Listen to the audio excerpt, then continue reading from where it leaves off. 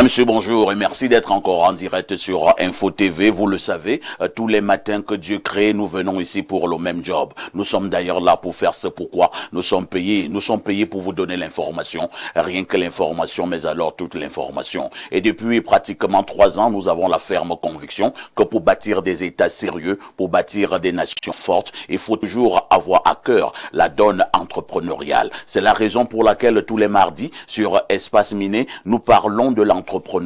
Et ce matin, un thème fondamental nous interpelle tous. Nous allons parler de ces entreprises-là, nouvelles entreprises mises sur pied.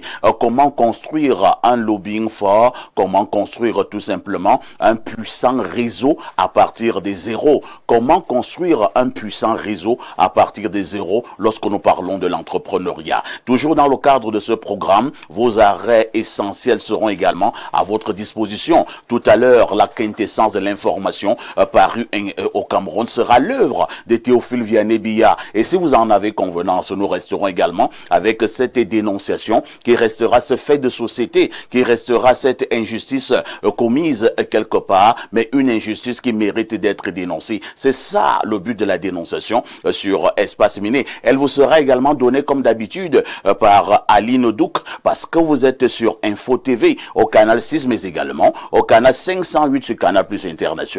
Sentez vous privilégiés. Appelez-moi Perfecto. Je modère. Et j'accueille le premier invité de ce matin, Pierre Essomba. Essomba, bonjour. Bonjour Perfecto. Je sens le modérateur, comme j'ai toujours l'habitude de le dire. C'est un plaisir d'être sur votre plateau et je profite de cette occasion pour vous dire qu'il y a tout un fan club du côté de la ville de Tchang, dans laquelle je réside. Oui, ma ville de fonction, qui vous admire énormément parce que c'est un programme culte, 10-12. Il n'y a pas d'eux au niveau du Cameroun actuellement.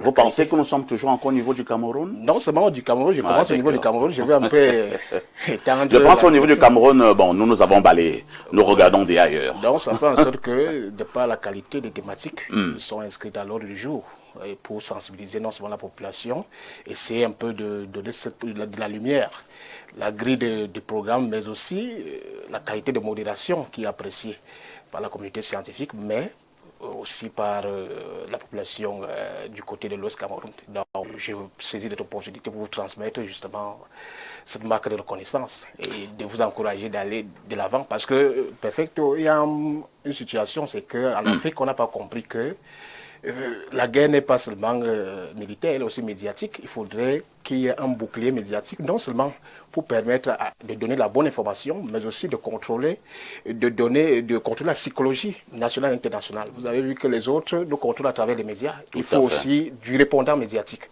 Donc, moi, j'encourage que ce soit le pouvoir public d'accompagner les promoteurs des télévisions dans le sens de construire justement cette masse médiatique et ça joue aussi au niveau des relations internationales.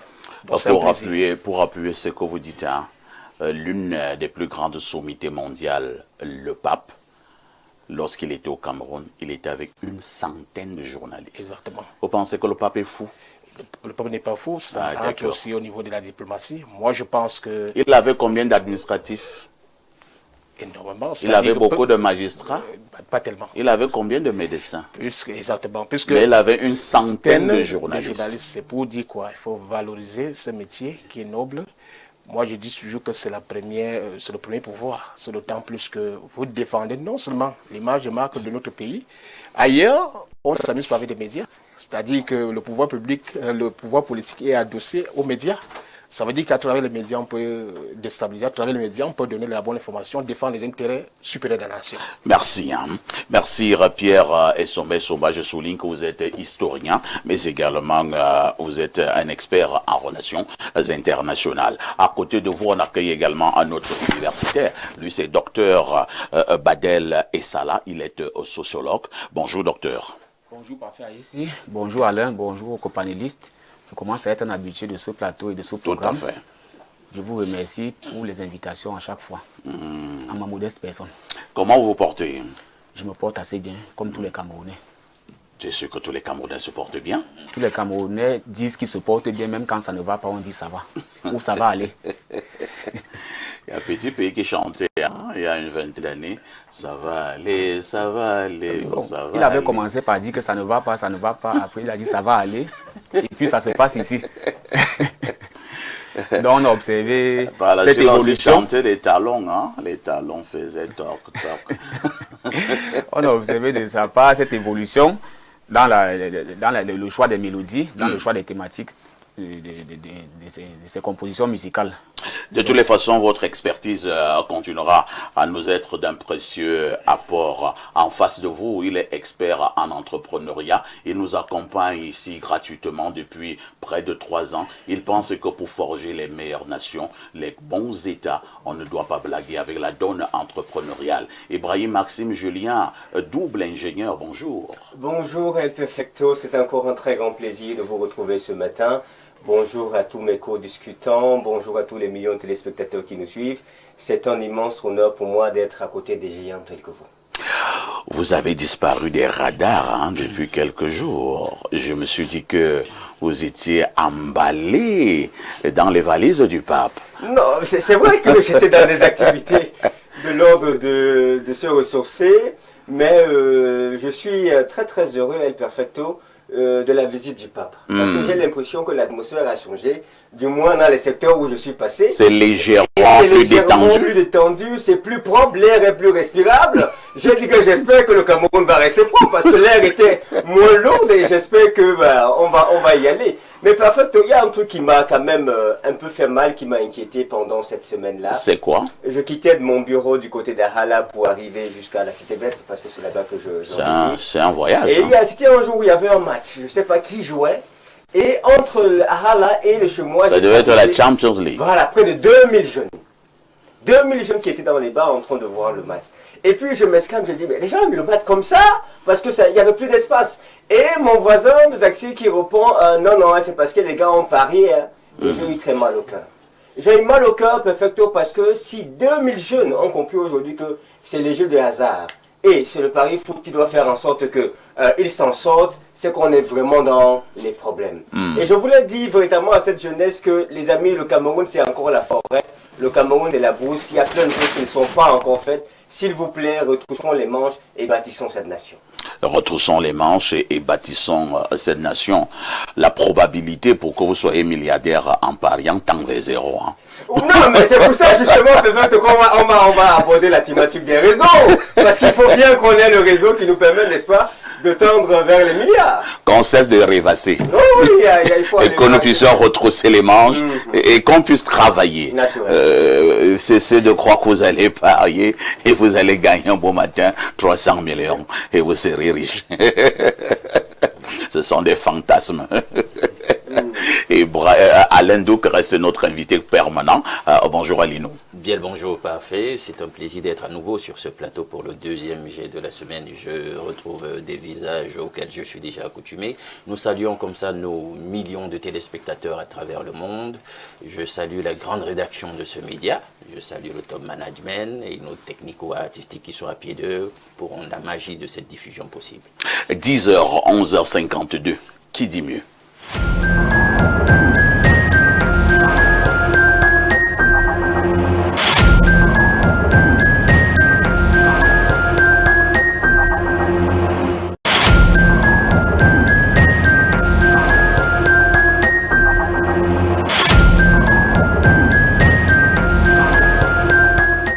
Théophile Vianney-Bia, bonjour. El Perfecto, bien le bonjour. Bonjour à votre riche et impressionnant panel ce matin. Bonjour également à nos charmants et fidèles téléspectateurs qui nous regardent tous les jours et qui prennent plaisir à être connectés lorsqu'il est 10h.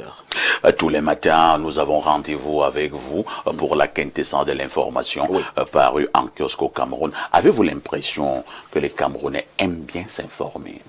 De plus en plus. De plus en plus, les Camerounais aiment bien s'informer. C'est la raison pour laquelle les Camerounais sortent de plus en plus de la duperie. Parce que vous savez qu'à l'époque, les Camerounais disaient que ça ne nous concerne pas. Tout à fait. Mais de plus en plus, ça concerne les Camerounais. Ou alors, on va faire comment? On fait avec. Mais on constate que ce n'est plus trop ça. Et c'est parce que les Camerounais s'intéressent à l'information de plus en plus. L'information, c'est le pouvoir. Hein. Exact. Celui qui a l'information a le pouvoir. Beaucoup négligent encore cela. C'est la raison pour laquelle tous les matins, vous nous donnez la température qui prévaut en kiosque au Cameroun. TVB, que disent les journaux? El Perfecto, tenez-vous tranquille, je ne vais pas vous dire qu'un jeune a gagné après avoir parié. Non, je veux parler ce matin de la visite du pape, hein, qui est encore abondamment sur la presse écrite ce matin, avec le journal Info Matin de Dieudonné Mveng, qui revient donc avec cette visite du pape. Mention très honorable mission, entre guillemets, par ce journal aux forces de défense et de sécurité. C'est la une de ce journal qui précise en page 4 que sous la houlette du Mindef Joseph Betty à Somon, aucun incident, même mineur, n'a, lors de la tournée du 15 au 18 avril 2026 du souverain pontife Léon XIV à Yaoundé et Douala en passant par Bamenda, a été signalé. Les FDS du Cameroun ont fait le job vivement le 20 mai aussi sur l'ensemble du territoire national. Information à retrouver en page 4.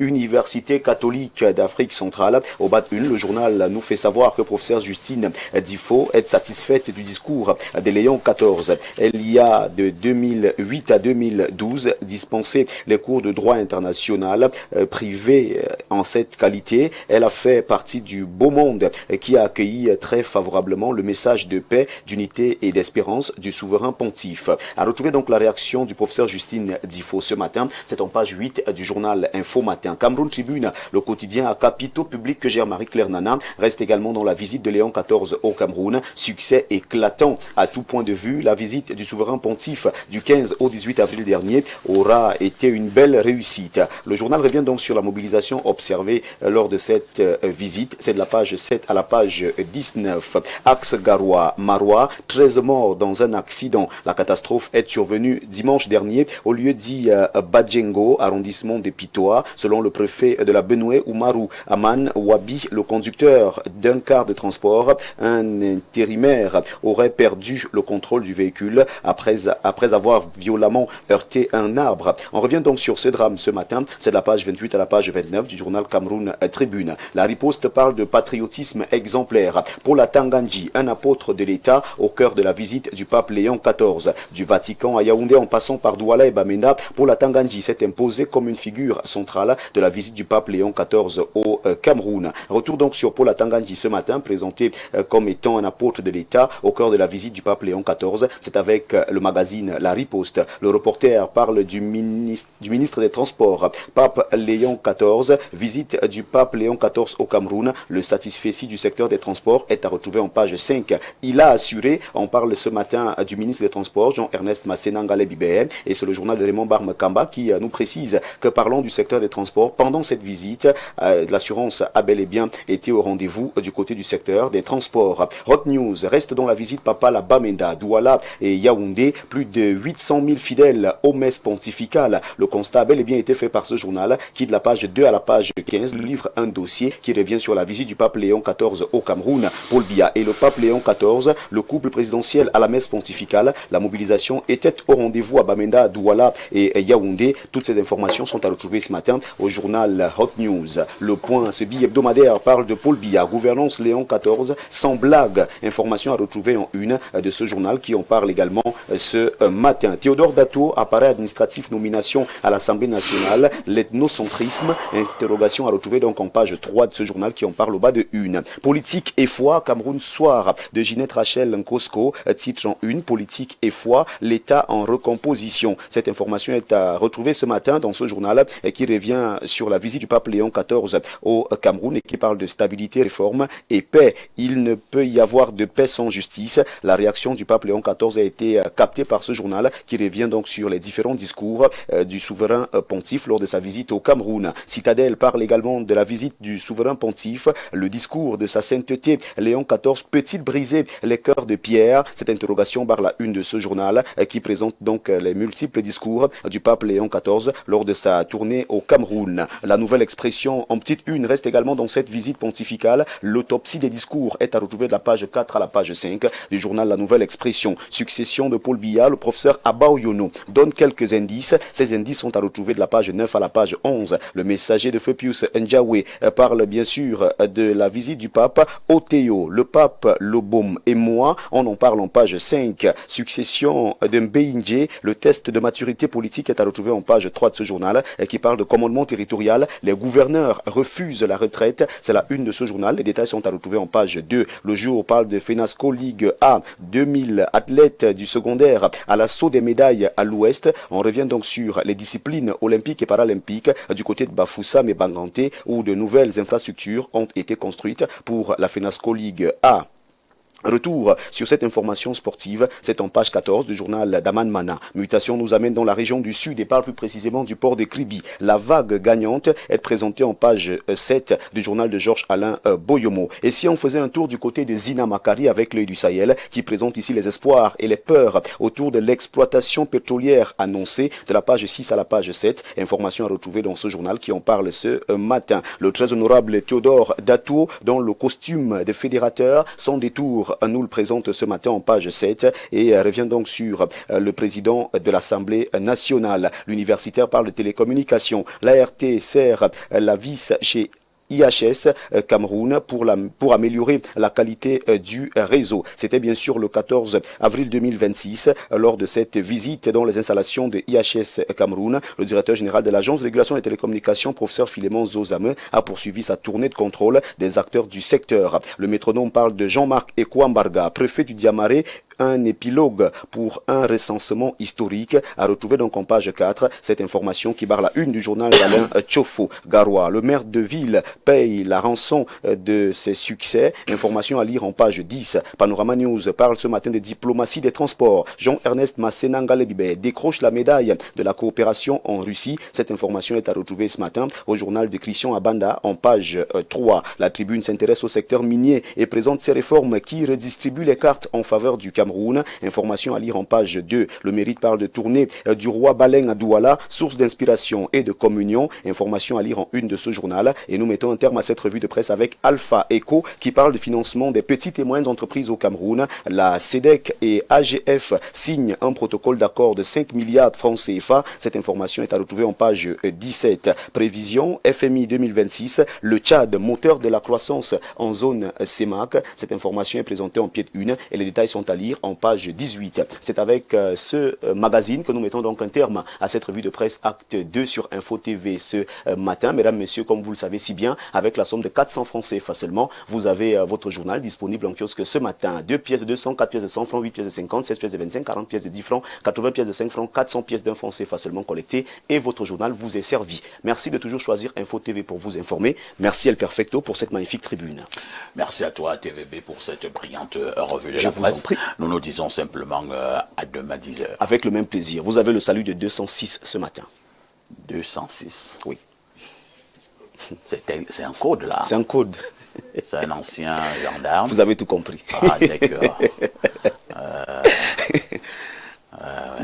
C'est un ex-beau-frère. Ah oui. Non, beau-père. Mais comme peut-être il n'y a pas des ex, Oui, c'est un beau-père. c'est un beau-père. 206. Exact. Il manipulait très bien le revolver. Oui, oui, oui, oui. Je lui C'est dis pour ça qu'il est bonjour devenu- ce matin. C'est parce qu'il manipulait bien le revolver qu'il est devenu ex-beau-père. Non, peut-être pas. Nous avions de très bons rapports. D'accord. TVB, El Perfecto. mets toujours le Seigneur au centre de ta C'est de vie. ça qu'il s'agit. Bonne suite d'émission. Oh, qu'est-ce que ça fait du bien de regarder la télé.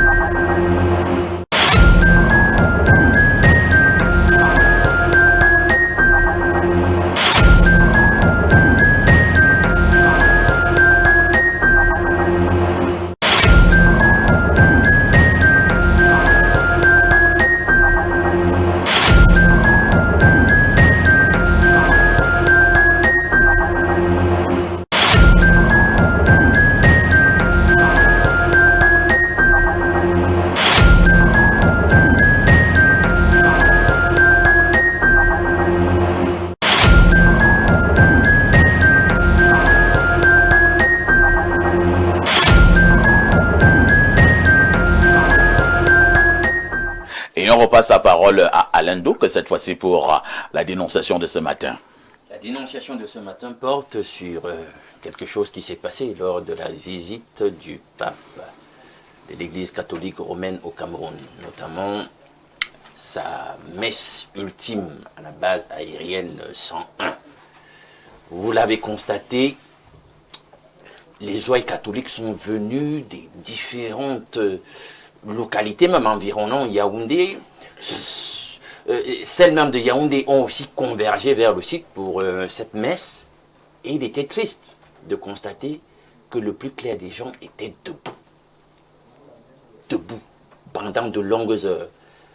D'aucuns sont quittés aux premières heures de la journée, certainement à la pointe du jour, pour venir là, au petit matin, pour attendre. Peut-être même la veille pour certains, allez savoir. Et ils étaient debout. Or, on constate quand même que beaucoup d'argent a été mis à contribution pour cet événement, non seulement à l'intérieur même de l'Église catholique, notamment la circonscription ecclésiastique même de la capitale, Yaoundé. Il y a eu des participations des fidèles pour l'événement. L'État lui-même a donné une participation, vous imaginez, assez conséquente pour l'organisation de cet événement. Comment on n'a pas pu acheter des chaises qui se louent le plus clair du temps ici à Yaoundé à 100 francs pour que les fidèles venus pour l'événement puissent s'asseoir. Des vieilles mères, vous imaginez, il y a des personnes d'âge qui sont restées comme ça pendant des heures et des heures. Parfois, je pense même que la journée était ensoleillée. Le soleil qui frappe sur les gens, ils sont debout. Ce n'est pas sérieux. Il faut que le mindset des responsables de l'Église catholique au niveau de la circonscription ecclésiastique de Yaoundé change. Parce que là, ils ont vraiment fauté à ce niveau et c'est ce que nous voulons dénoncer en ce matin. D'accord, merci. Nous passons d'abord la parole à Pierre Essomba. Essomba, votre réaction? Non, la dénonciation de M. Ndougé est tout à fait pertinente. Je pense que quand il y a un tel événement d'une telle ampleur, il y a les détails qu'il ne faudrait pas négliger. C'est d'autant plus que je pense que les moyens ont été mis à contribution en ce qui concerne la logistique. Et aussi, dans nos coutumes africaines, on respecte quand même les vieillards qui traduisent justement la sagesse. Il est inadmissible que pour un tel événement, des gens viennent pour s'abreuver et restent debout. Il y a les petites commodités qu'il faudrait vraiment mettre à contribution. Donc je pense que là, je peux indexer la première responsabilité incombe justement à ces autorités religieuses, c'est qu'au niveau de Yaoundé, qui n'ont pas pu ajuster un certain nombre de choses.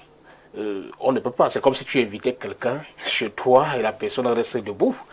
Et toute la période de la visite, c'est pas normal. Ça fait partie des choses basiques, franchement, pour d'autres pays. Parce que c'est bel et bien vrai de critiquer les autorités, mais aussi, vous voyez qu'on peut étendre cette critique même sur le plan religieux. Donc je pense qu'ils doivent prendre ça, tirer des leçons et des conclusions et pour les prochaines fois que cela n'arrive, parce que ça fait partie de l'image quand même non seulement de l'Église mais de notre pays. Il y a les détails qu'il ne faudrait pas souvent négliger dans la vie. Moi j'ai eu à constater ça, j'ai vu la cérémonie où des gens étaient debout, des vieilles mamans qui n'arrivaient pas. D'autant plus qu'il y avait beaucoup plus une longue attente et la bonne manière voudrait que dans ce genre de situation, qu'on prenne des mesures basiques et essayer de corriger ça. Voilà ce que je peux dire. Docteur Badel Essala, de longues heures étant debout, ça vous amène certainement à poser un commentaire autour de ce dernier rendez-vous du pape intercamerounaise. Bien, la réaction que nous pouvons avoir face à cette situation malheureuse est que nous avons une faiblesse au Cameroun, c'est de planifier ou de faire des prévisions sur un certain nombre d'événements ou sur un certain nombre de choses. Toutes ces personnes ou ces commissions qui étaient engagées dans la suite de la réception du pape au Cameroun étaient très bien informées parce qu'on sensibilisait déjà dans des églises, non seulement dans la ville de Yaoundé, mais un peu dans tout le pays. des prêtres dans chaque paroisse, on sensibilisait les chrétiens et les fidèles que le pape va venir, effectivement. Pour ceux qui sont épris de foi, pour ceux qui sont catholiques fervents, voulant voir le pape peut-être pour la première fois, ou alors peut-être pour venir recevoir sa bénédiction en terre camerounaise dans la ville de Yaoundé, font le déplacement, vous arrivez, on vous dit qu'il n'y a pas suffisamment de chaises. Ça, c'est un constat ridicule à mon sens, et c'est un constat qui ne fait pas honneur au Cameroun. Vous ne pouvez pas nous dire que l'argent a manqué pour aller louer des chaises qui coûtent 100 francs, et il y en a plusieurs qui font dans ce business dans la ville de Yaoundé. Ces personnes ont été informées, ils ont été au courant de l'afflux du nombre de personnes qui allaient venir au niveau de la base aérienne, 101. Quelles sont les mesures qui ont été prises? Parce que les gens sont partis à la base aérienne depuis la veille, passer la nuit et attendre que le pape vienne faire la messe le matin avant de retourner. Voyant l'affluence des gens qui arrivent, pourquoi ne pas rapidement chercher à pallier la situation? Non, rien n'est fait. Peut-être il faut encore interroger l'esprit des Camerounais et l'esprit des filouteries. Ça, c'est un pan très très important. Il faudrait que lorsque une cérémonie pareille ou un événement pareil finisse, qu'on puisse convoquer des commissions, qu'on puisse remettre les choses sur la table, ouvrir des enquêtes parce que de l'argent a été dépensé certainement dans ces lignes, mais cet argent a été forcément détourné. Parce que rien n'explique qu'on trouve des milliers de Camerounais qui n'ont pas de chaise, ne serait-ce que la chaise. Très bien. Ibrahim, Maxime, Julien, nous reparlons de cette visite du pape au Cameroun. On en reparlera certainement encore. Votre regard sur ces dénonciations? Alors, c'est vrai que c'est une dénonciation et je suis toujours un tout petit peu mal à l'aise de parler sur l'Ecclésiaste. C'est quelque chose qui m'embarrasse beaucoup. Votre foi, votre... Oui, si vous voulez, elle n'a qu'à me trahir. Le respect que vous avez sur les choses de Dieu. Les autorités religieuses m'embêtent un peu. Je suis quand même un tout petit peu dans des petits événements. Des événements de conférences religieuses, etc. Et parfait, je crois quand même que lorsque nous tous ici, on organise un événement et que les gens doivent arriver, tout le monde n'oublie jamais les chaises. Personne à la base n'oublie les chaises. Et je pense que c'est l'un des préalables lorsqu'on organise un événement et qu'on attend un certain nombre de personnes. Et je dois penser, parfait, ici qu'effectivement, le pape Léon XIV est un pape qui avait une notion très particulière. Il avait vraiment une notion très particulière. Moi, j'ai vu des femmes qui, au lieu de vendre nos marchés, ont abandonné le marché pendant 2-3 jours pour aller attendre le pape. Donc, je pense que même les organisateurs ont été dépassés par l'euphorie que la population a manifestée à l'attention de ce saint pape-là. Et donc, moi, je crois que l'organisation a été présente. Elle n'a pas été parfaite.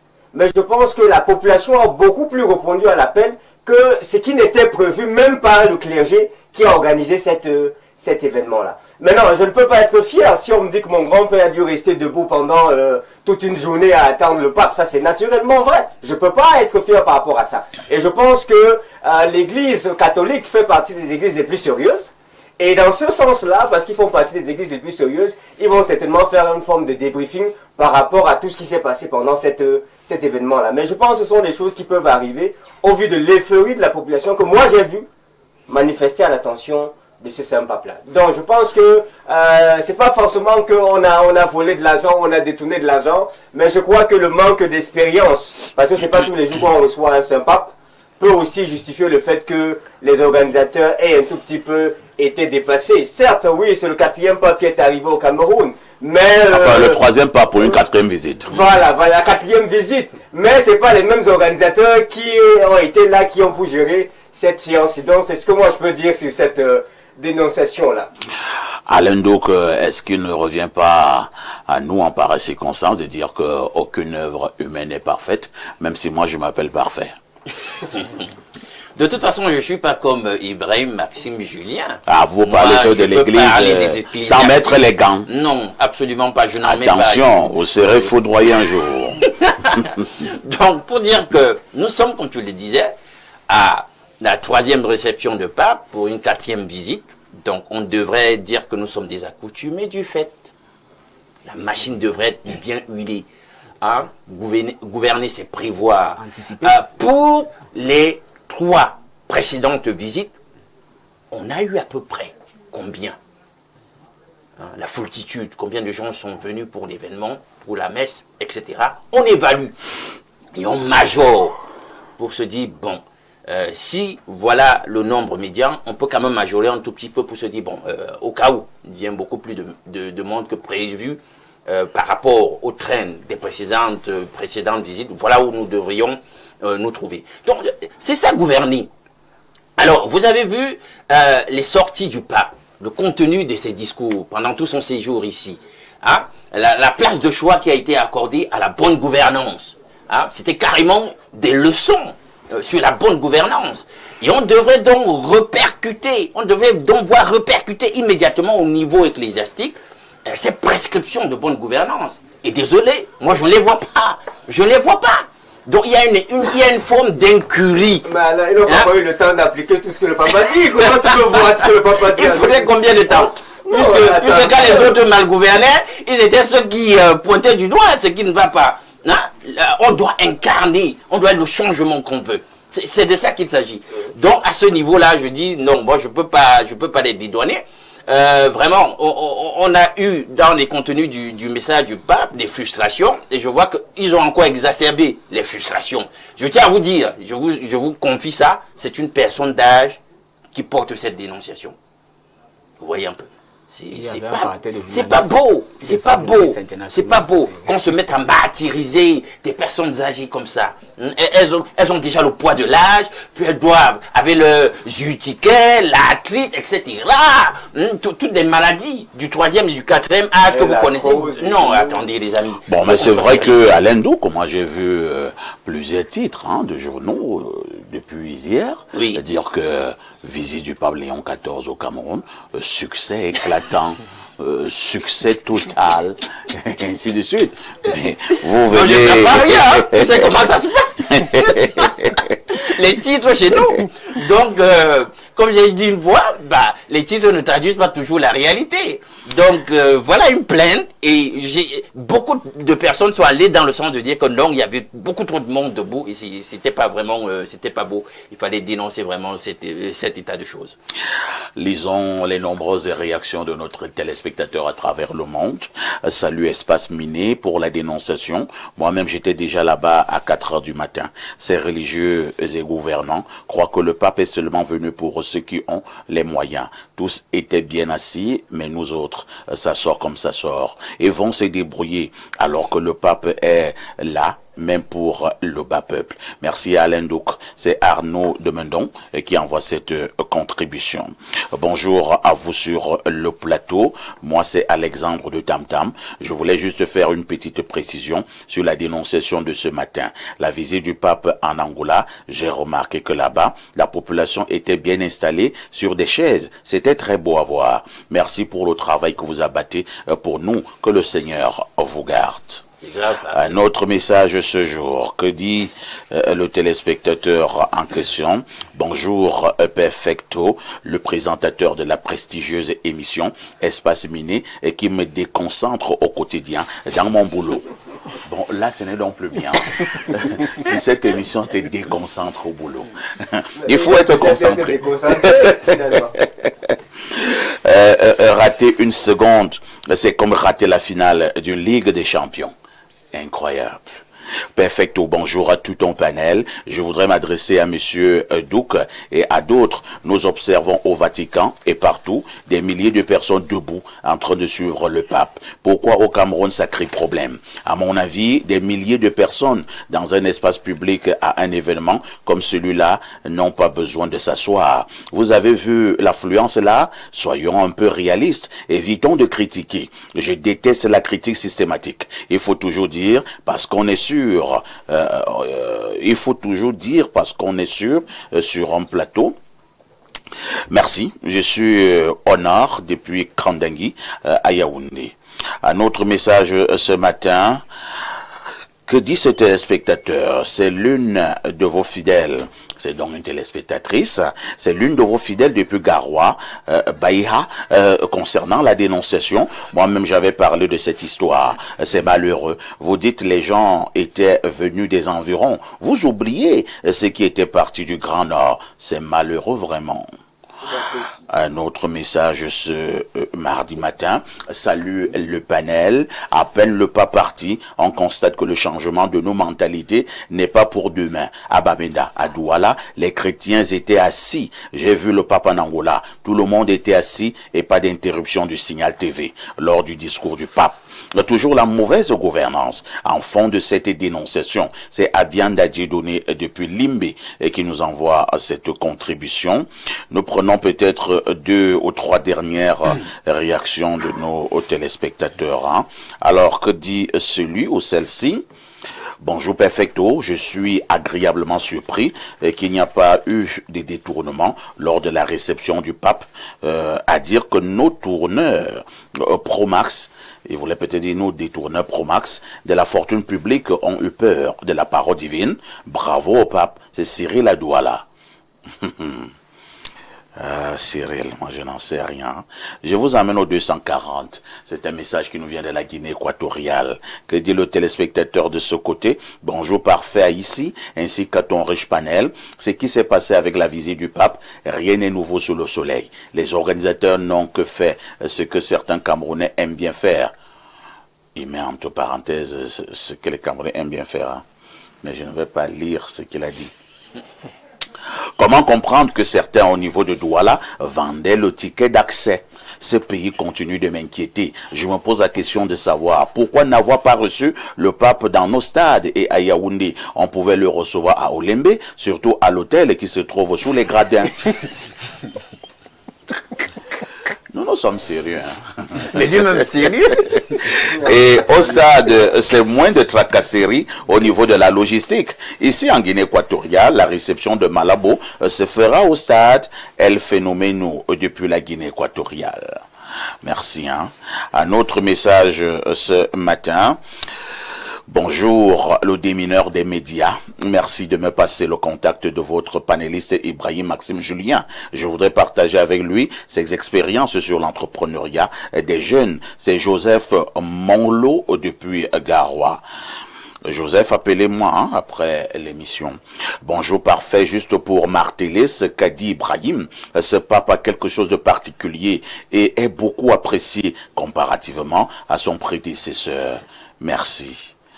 Bonjour le modérateur de la planète et à tous vos invités. Mes appréciations vont plus ce matin à Alain Douc pour ses prises de parole très pertinentes. Perfecto, hier était lundi, le père, président de la République, n'a toujours rien dit et fait après le départ du pape. Vraiment, le grand-père là est mystérieux. Bonne émission à vous, c'est Albert depuis la ville de Kribi. Le temps du président n'est pas le temps du citoyen. C'est ce que Issa Chiroma nous avait dit. Hein. C'est Issa Chiroma qui nous avait dit cela. Que le temps du président n'était pas le temps des citoyens. Maintenant, Chiroma lui-même a voulu être président de la République. Et le président lui a dit que ce n'était pas encore son temps. Donc le temps de Chiroma n'est pas le temps de Paul Biya. 10h11h52, c'est sur Info TV.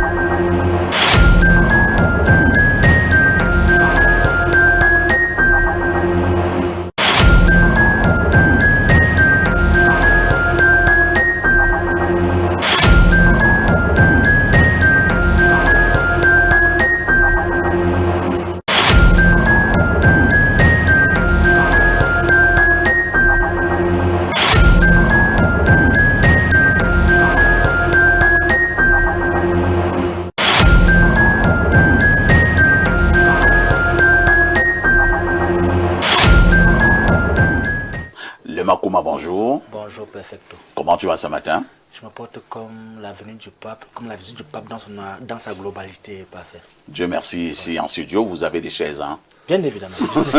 Il y a beaucoup de choses d'ailleurs. De toutes les façons, lorsque nous recevons le Makouma, cela signifie que nous devons bien parler de la santé, ce qui est fondamental. Le Makouma, encore des explications ce matin concernant le chlamydia. Oui, perfect. Hier, déjà, en partant d'ici, nous avons reçu des personnes déjà qui sont porteuses de chlamydia et qui ne savaient pas qu'elles étaient porteuses de chlamydia, du fait qu'elles se disaient que peut-être avoir une faiblesse sexuelle est une maladie en soi, avoir des démangeaisons ou avoir des écoulements étaient des maladies en elles-mêmes. Que non, ce sont des symptômes de maladie. On le dit tout le temps ici que le chlamydia ou la chlamydia en elle-même, tout être humain porte les germes en lui. Mais seulement on parle de chlamydia quand le taux il est élevé. Sinon que quand on commence à avoir des complications, à savoir les problèmes de procréation, les problèmes d'enfantement, parce qu'il y a plusieurs femmes là qui vont tomber enceinte, au bout de 1 mois, ou bien au bout de 2 mois, ou bien au bout de 3 mois, elles vont constater qu'elles sont en train de saigner à nouveau. C'est-à-dire qu'elles vont faire une fausse couche. Il y a des messieurs là, ils sont avec des femmes, 1, 2, 3 femmes, mais ils ne peuvent pas l'enceinte tout simplement parce que son taux de chlamydia il est élevé. Et quand bien par miracle ou bien par chance, la femme parvient à accoucher, on va constater que l'enfant pleure constamment. Et heureusement, chez nous les Bantous, on a ce qu'on appelle, il faut laver l'enfant du Ndjiba. Chez nous les Bantous, oui. Il y a donc une composition qu'on fait pour les enfants. Quand on constate que l'enfant a certains boutons qui apparaissent de temps à autre, on sait effectivement que oui, forcément la mère, lors de la grossesse, était atteinte du chlamydia, d'où cette transmission de la mère à l'enfant. Et heureusement, du côté du chemin de vie, avec le produit King Fimic 24, la solution, ces parents, ces personnes ne seront plus victimes de ce chlamydia-là, parce qu'il faut bien dire que le chlamydia entraîne beaucoup de complications dans la vie courante. Beaucoup de divorces, parce qu'il y a beaucoup d'hommes qui n'arrivent pas à avoir une érection normale. Il y a beaucoup de femmes là qu'on accuse d'être stériles, pourtant elles ne le sont pas. Elles ont juste les problèmes de crampe bouchée, ou bien ça a développé des myomes qui empêchent qu'elles puissent tomber enceinte. Donc le chlamydia attaque les organes de base. Bien évidemment, bien évidemment. Et laisse-moi te dire, il y a beaucoup de personnes là que tu vas voir avec les mains dans la poche, tu vas croire que non, c'est pas élégant, que non. Et gratte. La personne a que de gratter, parce qu'en principe, le chlamydia entraîne les démangeaisons, entraîne les écoulements, entraîne même parfois le rétrécissement, pas parfois, entraîne le rétrécissement de l'appareil. Et certaines femmes, par moment, ont des problèmes de procréer à cause du chlamydia. À cause du chlamydia. Elles ont des problèmes de sécheresse vaginale, c'est-à-dire qu'elles n'ont pas de plaisir lors du rapport sexuel. Parfait, ça, il faut qu'elle le dise. Et très souvent, quand le monsieur appelle sa dame qu'il a besoin d'elle, elle a beaucoup de peine à partir, parce qu'elle sait que lors du rapport sexuel, elle aura des douleurs au lieu d'avoir du plaisir. Ouais. Alors, vous, du côté de votre médecine, vous apportez des solutions concrètes? Concrètes. Très concrète d'ailleurs, avec le produit King Fimic 24 heures, la solution, c'est pas pour dire que nous traitons le chlamydia en 24 heures. C'est pour dire que quand on a fini d'énumérer... C'est un produit chimique ou un produit bio? On parle de plantes de vie. Ce sont des plantes qu'on met à la disposition des personnes qui sont victimes de chlamydia et d'autres maladies. Le Makouma, je m'en voudrais si je ne vous posais pas cette autre préoccupation, hein, ce fameux produit à succès, Open Sex. Oui, parfait, le produit Open Sex.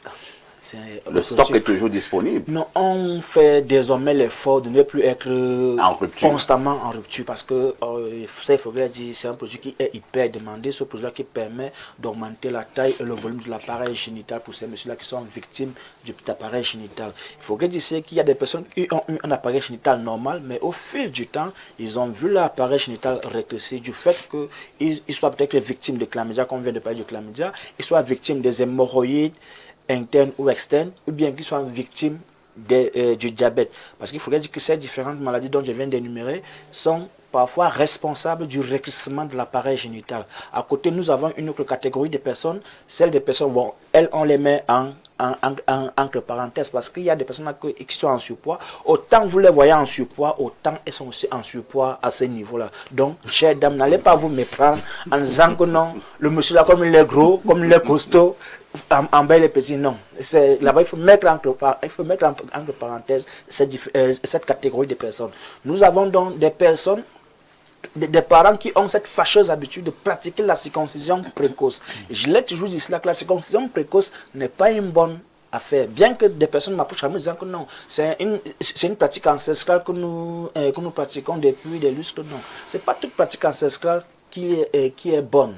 C'est un peu comme si on va me dire, ou bien on va nous dire ici là sur le plateau que l'excision est une bonne pratique du fait qu'elle soit une pratique ancestrale. Nous sommes tous d'accord que l'excision est une mauvaise chose, bien qu'elle soit une pratique ancestrale. Alors, chers parents, évitez de pratiquer la circoncision précoce. Laissez que l'enfant atteigne ses 4, 5, 6 ans, voire 10 ans pour pratiquer la circoncision précoce. Ça permet à l'individu que son appareil génital se développe normalement et les veines se développent normalement pour que quand il est à l'âge de commencer ses matchs, que les veines soient assez normalement constitué pour contenir le flux sanguin qui va arriver pour tenir l'appareil génital en érection. Et nous avons donc 3 formats sur le marché. Il y a le grand format qui augmente entre 4 et 6 centimes d'augmentation. Il y a le moyen format qui augmente entre 2 et 4 centimes. Et il y a le petit qui augmente entre 1 et 2 centimes. Parfait, si tu me permets encore, je vais encore dire aux personnes qui nous regardent actuellement que Yaoundé, nous sommes situés en Kondongo, Carrefour, Iptec, à l'immeuble Baïga Center, face maison du parti ou maison de la femme, parce que les 2 maisons sont collées. Douala, nous sommes situés à la Cité des Palmiers, derrière le lycée de la Cité des Palmiers. Et nous sommes aussi à Aquanor, ancien hôtel Madiba, lieu dit église Salem. Nous travaillons tous les jours entre 7h et 17h, 18h de l'après-midi, même les jours fériés, parce que nous estimons que la maladie ne connaît pas les jours fériés. Et nous avons encore notre produit Rhumatox qui concerne les personnes victimes de rhumatisme ou d'arthrose et de nerfs sciatiques, qui est toujours disponible pour ces personnes qui sont victimes d'arthrose, de nerfs sciatiques et de rhumatisme et même de la goutte. N'oubliez jamais qu'il faut tout faire pour être toujours en santé. Ouais. Vous avez beau être milliardaire, mais si vous avez des soucis de santé, vous êtes malheureux. Le Makouma, nous vous disons merci. Merci beaucoup, parfait. 10h, 11h52, ça se passe ici.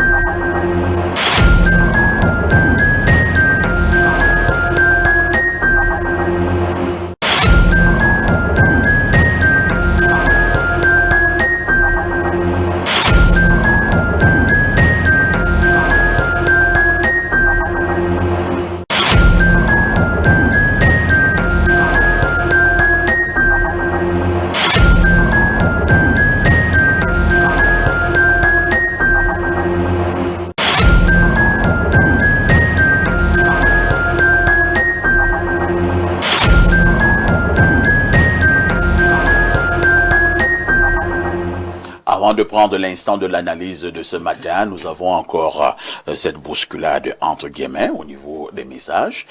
Bonjour à vous sur le plateau. Concernant la messe pontificale de Yaoundé, il n'y a pas à jeter la seule faute aux organisateurs. Les Camerounais sont très indisciplinés. Les Camerounais doivent changer de mentalité. La foule ne réfléchit pas. On veut le changement, mais on ne peut réfléchir comme des personnes sensées. J'étais sur place depuis la veille et depuis la veillée. Et les réactions des uns et des autres m'ont tellement offusqué. La sécurité a son travail et à un moment, elle a été à bout.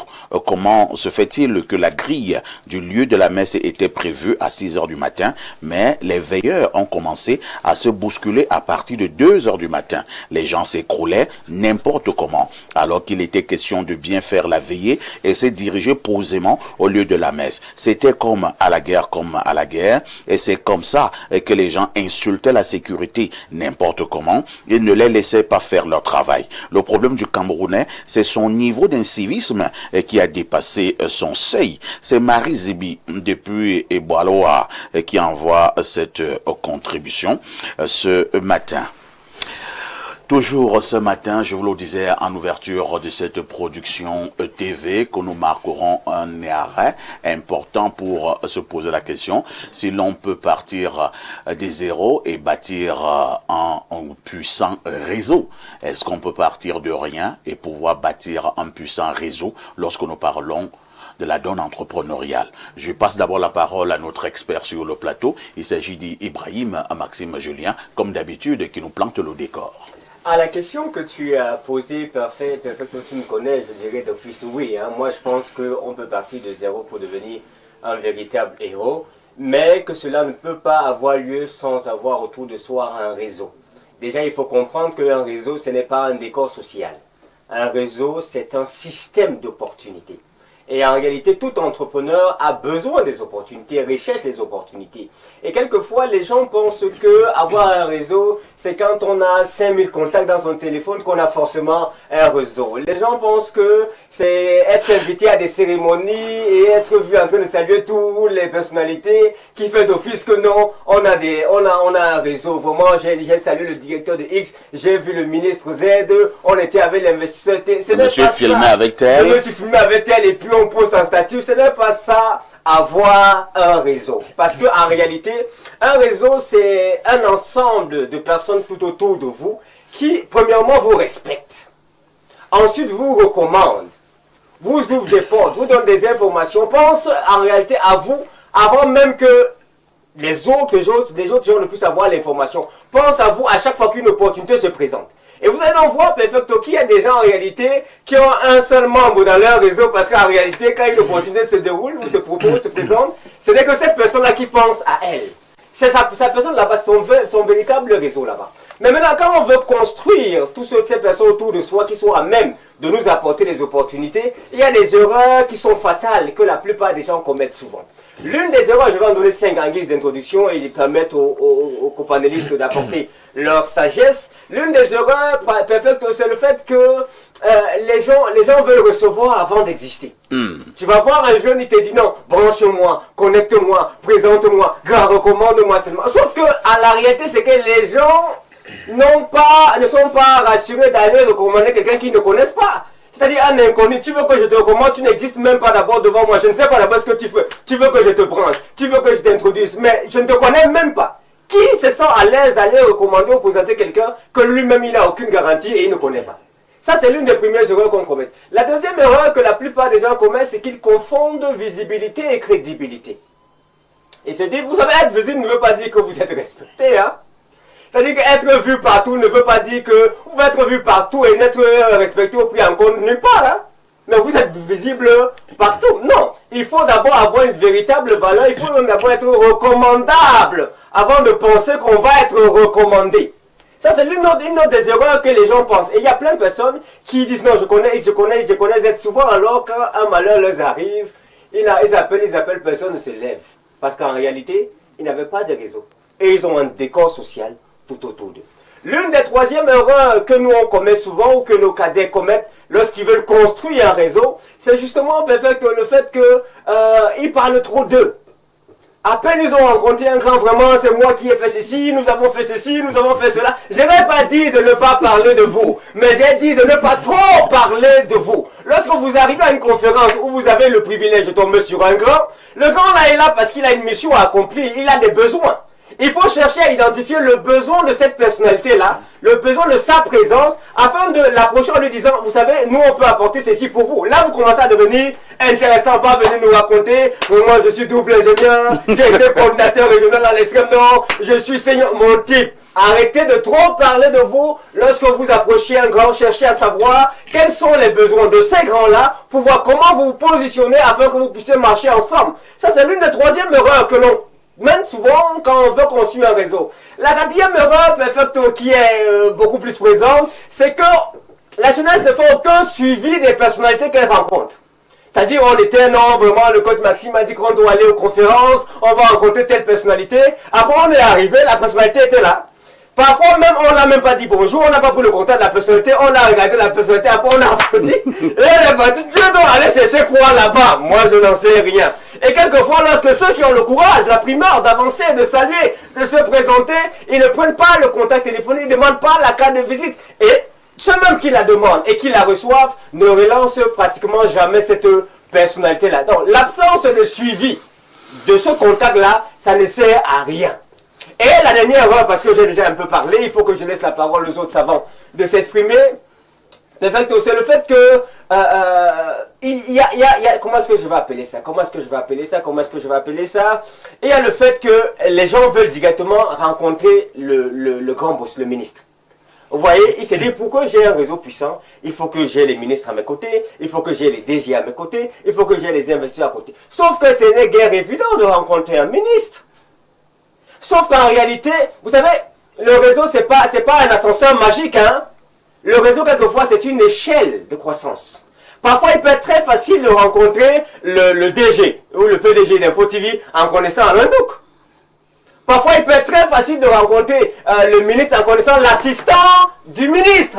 Parce que l'assistant du ministre, l'intermédiaire du ministre, le cadre de ce ministère peut porter à l'attention du ministre le fait que tu portes un projet. Mais souvent, au lieu de développer d'abord un réseau par échelle, niveau après niveau, on ne veut pas commencer avec celui qui est là en tant qu'assistant. On veut rencontrer directement le ministre. Et je le dis et je le répète, le réseau, ce n'est pas un ascenseur magique. C'est une échelle qui se construit étape par étape. Le réseau, ce n'est pas un ascenseur magique. C'est une échelle qui se construit étape par étape. Il faut noter cela. Hein. Et je passe la parole à notre ami Essomba. Alors, au moment où nous parlons de la construction d'un réseau puissant, on se pose la question ce matin, est-ce qu'on peut partir de zéro pour construire ce réseau puissant lorsqu'on est dans la donne entrepreneuriale? Le coach Maxime Julien a répondu oui, il a donné les pistes pour dire comment ça peut se passer. Mais j'ai causé avec plusieurs jeunes, surtout les jeunes, qui me font comprendre vraiment perfecto. C'est bien beau de le dire, mais moi je suis dans l'entrepreneuriat depuis 5 ans, 8 ans, 10 ans. J'ai toujours de la peine à construire un véritable réseau. Je me bats seul. C'est la malédiction ou alors, en réalité, c'est l'ignorance. Votre question est tout à fait pertinente. Moi, je peux d'emblée répondre par l'affirmative qu'on peut partir de zéro pour se hisser au sommet. Sauf seulement que c'est un construit. La personne doit avoir ce qu'on appelle la vision. Une vision est justement basée sur ce qu'on envisage et il y a un ensemble de préalables et qui peuvent justement permettre à ce que la vision soit matérialisée. Qu'est-ce que le jeune voudrait faire en ce qui concerne le projet que je voudrais lancer? Je conçois le projet. Ça veut dire que j'ai réfléchi, j'essaye à peu près de voir comment ce projet peut être matérialisé. Ça, c'est ma conception personnelle. Mais au-delà, il faut extérioriser cela en s'approchant justement des autres personnes ressources qui peuvent mieux mûrir justement ta vision. Pour que celle-ci, parce que tu ne peux pas, comme on le dit souvent, que nul ne peut voir son propre dos. Ça veut dire que tu as besoin d'un accompagnement, c'est-à-dire il faut une combinaison des intelligences qui accompagnent la vision sur ce que vous envisagez faire. Et il a parlé aussi, je suis d'accord avec M. Ibrahim, de ce qu'on appelle la crédibilité. Il faudrait que toi-même tu sois crédible. Et la crédibilité se construit aussi. La moralité, l'honnêteté. Donc, c'est l'ensemble de ces valeurs-là qui permet justement à ce qu'on te prenne au sérieux. Et aussi, c'est un système de gradation. Il a utilisé l'échelle, c'est-à-dire on ne peut pas brûler un ensemble d'étapes. Il faut aller pas à pas en construisant et aussi avoir la foi. Pour ceux qui sont des chrétiens, c'est-à-dire croire en soi-même que ce que je suis en train de faire là, je veux réussir cela. Les mesures d'accompagnement. Et dans votre question, vous avez eu insinué, vous parlez de la malédiction, et justement, ça peut aussi jouer. Il ne faut pas prendre ça au premier niveau. Non, oui, puisque ça peut aussi jouer, ce qu'on appelle l'aura et autres. Il est inadmissible que toi-même, ton hygiène de vie n'est pas propre. Et vous lancez un projet, mais même nos dieux africains ne peuvent pas vous accompagner dans ça. Il faut être crédible, il faut être quelqu'un de sérieux, qui n'a pas justement des antécédents, je ne peux pas sur le plan métaphysique, sur le plan même de la vie sociétale. Vous ne pouvez pas être un volant bien malhonnête et penser que votre projet que vous envisagez peut aboutir à quelque chose. Que non, ça ne peut pas aboutir. Ça veut dire qu'il y a l'hygiène métaphysique même, l'hygiène personnelle, sur ce qui porte donc la vision. Et au niveau de après cette vision-là, vous allez voir donc que votre crédibilité va permettre à ce que votre projet soit attrayant. Et des gens vont s'y greffer à ce projet-là. Et aussi, il a relevé quelque chose de très très pertinent, puisque des gens, je prends l'exemple, vous êtes dans une structure, le monsieur voudrait tout simplement avoir le contact du promoteur de la structure, sans savoir que le PDG a des collaborateurs qui l'accompagnent. Et ces collaborateurs peuvent vous donner un ensemble d'informations et vous permettre de mieux avoir un entretien qui va se matérialiser, qui sera à votre profit. Donc, il faut tenir compte de cet environnement, de cet écosystème pour permettre à ce que vous ayez votre projet plus abouti et c'est ici. Ailleurs, bien sûr, d'autres cieux, on parle des lobbies. C'est-à-dire qu'il y a un ensemble de personnes qui vont vous accompagner dans la matérialisation de votre projet. Mais ces gens-là ne peuvent pas investir si au préalable, ils voient que vous n'êtes pas sérieux et qu'il n'y a pas d'issue par rapport à cela. Donc, tout part justement de la conception personnelle, de la vision, qui est du sérieux, ce qu'il appelait la crédibilité, je suis d'accord avec lui. Et vous avez constaté que nos jeunes veulent aller trop vite.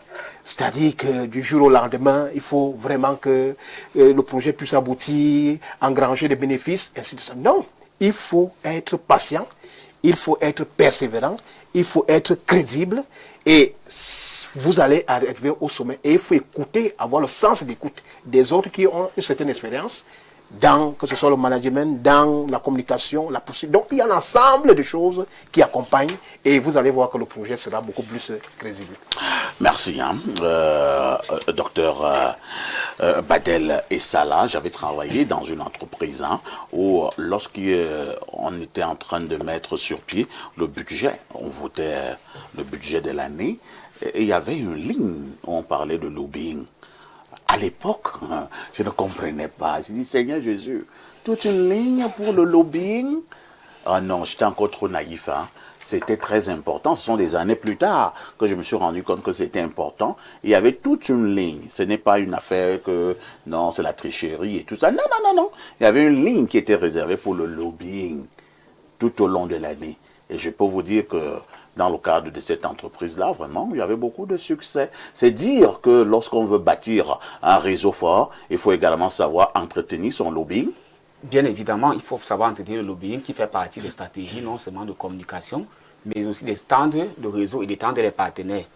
Chez nous, en sociologie, le réseau fait partie de ce qu'on appelle le capital social. Le réseau fait partie de ce qu'on appelle le capital social qui se construit, et ça va en droit avec la thématique. Vous avez parlé comment construire un réseau puissant quand on part de zéro. Pour construire donc un réseau puissant partant de zéro, pour arriver peut-être à une sommité ou à une cime, pour atteindre une cime, je peux résumer ça à 3 éléments clés. Identifier d'abord les acteurs du système. Ensuite, il faut structurer ces relations, qu'elles soient formelles ou informelles. Et enfin, il faut construire la confiance. Je vais étayer mon argumentaire avec un exemple pratique pour que ceux qui nous écoutent puissent un peu comprendre. Nous sommes dans le cadre de Mardi Entrepreneuriat. Il faudrait que le jeune entrepreneur qui veut s'engager dans un business puisse avoir les éléments qui accompagnent ce que nous venons de dire tout à l'heure. Moi et mes précédents orateurs. Si je suis un jeune désireux, par exemple, investir dans l'industrie du charbon, par exemple, je dis, bon, moi, je vais faire dans le charbon. J'ai constaté peut-être le besoin dans la société. Il y a une demande sur le marché. Vous voulez résoudre ce problème? Je veux résoudre ce problème. Et je veux tirer mon profit derrière ces business que je vais mettre en place.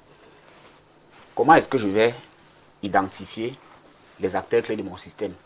Par exemple, je peux me rendre dans les bourses, dans les scieries, aller à la rencontre de ceux qui sont dans le domaine de la foresterie, ceux qui connaissent les essences, ceux qui peuvent produire du bon charbon déjà. C'est comme ça que je suis en train de construire mon réseau.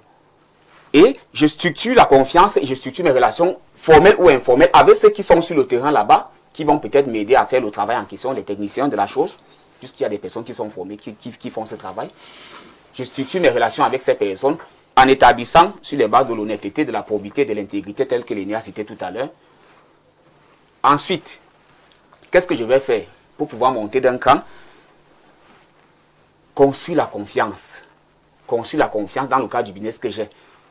Lorsque je vais peut-être vouloir écouler mes produits pour aller avec sur le marché, la qualité de mes produits va jouer sur la notoriété de mon entreprise. La qualité de mon produit ou de mes produits va déterminer comment mon réseau va s'étendre. Si au départ de mon business, j'avais commencé par exemple à faire 2 livraisons peut-être par semaine, étant donné que moi je ne fais pas mon charbon avec n'importe quelle essence que je peux ramasser en bourse, toujours est-il que je dois livrer, je cherche la qualité pour satisfaire la clientèle je ne cherche pas seulement à tirer mon profit ou le gain de mon activité, ce qui voudra dire que la qualité du produit qui sera apprécié sur le marché va créer une demande encore plus forte, mon réseau va s'étendre, et vous verrez même qu'il y aura des partenaires ou des clients ou des prestataires qui viendront vers moi sans que je ne les cherche ou sans que je n'aille vers eux forcément. Accompagné à cela, je peux donc ajouter la promotion de mon produit, la promotion de mon entreprise, de mon micro-entreprise. Je fais ma publicité et puis je peux bien m'en sortir. C'est en ce sens que je pense qu'on peut partir de zéro pour atteindre une cime quand on sait se construire un réseau. Un réseau n'est pas seulement puissant parce qu'on côtoie des ministres, parce qu'on côtoie les grands directeurs d'entreprise, parce qu'on côtoie les grands directeurs généraux. Non. On peut, à partir même de sa micro-entreprise, atteindre une certaine dimension quand on exerce dans un domaine et on sait où on va. Parce que chaque entreprise n'a pas la même dimension. Toutes les entreprises ont des dimensions disproportionnées en fonction du capital de l'investisseur, en fonction des moyens des actionnaires et en fonction des objectifs qu'elles se donnent d'atteindre. Merci, docteur Essala, pour votre regard. Alain Douk, il y a un panéliste sur ce plateau qui a parlé, pour moi, d'un aspect fondamental en entrepreneuriat. Il a parlé de la vision. La vision. N'avez-vous pas l'impression que nous sommes nombreux qui voulons nous lancer dans cette affaire qu'on appelle entrepreneuriat, parce que c'est devenu aussi une petite mode, je suis entrepreneur, mais aucune vision. C'est très dangereux. Est-ce qu'on construit une maison sans plan? On se projette. Je vais d'abord dire un petit mot sur la ligne dont tu parlais tout à l'heure. Le lobbying. Le lobbying. Dès qu'on parle de lobbying, on voit déjà marketing de soi, on voit relations publiques, on voit spin operation, on voit propagande. Et parfois, selon le type d'entreprise, ça peut rimer un tout petit peu aussi avec influence ou trafic d'influence ou corruption. Mais l'objectif, c'est d'atteindre ses fins. Tout à fait. C'est d'atteindre ses fins. Et pour chaque entrepreneur, va atteindre ses objectifs. Il va atteindre ses objectifs. Donc, c'est un peu ça. Donc, vous allez remarquer qu'il faut une vision. Même quand on veut construire son réseau, vous construisez le réseau pourquoi? Il faut vous poser les bonnes questions. Avec la vision, il y a une stratégie connexe pour réaliser la vision en question. Et s'il y a une vision, il y a une stratégie, il y a des objectifs. Parce que votre réseau peut être un réseau client. Est-ce que c'est un réseau partenaire, etc. Il faut déjà spécifier selon la vision, selon les objectifs que vous vous assignez. Toujours est-il qu'à l'heure de la 4e révolution industrielle, à minima, on ne construit pas le réseau sans envisager la visibilité. Bien qu'avec la visibilité, il faut crédibilité. Le réseau, c'est une interconnexion entre des entités ou des personnes, dans le but donc d'avoir cette visibilisation, la crédibilisation, les opportunités et bénéficier d'un certain mentorat. Parce que c'est aussi ça l'enjeu. Des gens qui peuvent vous recommander, qui peuvent vous accompagner, qui peuvent vous financer, qui peuvent faire un certain nombre de choses que vous, tout seul, vous ne pouvez pas garantir.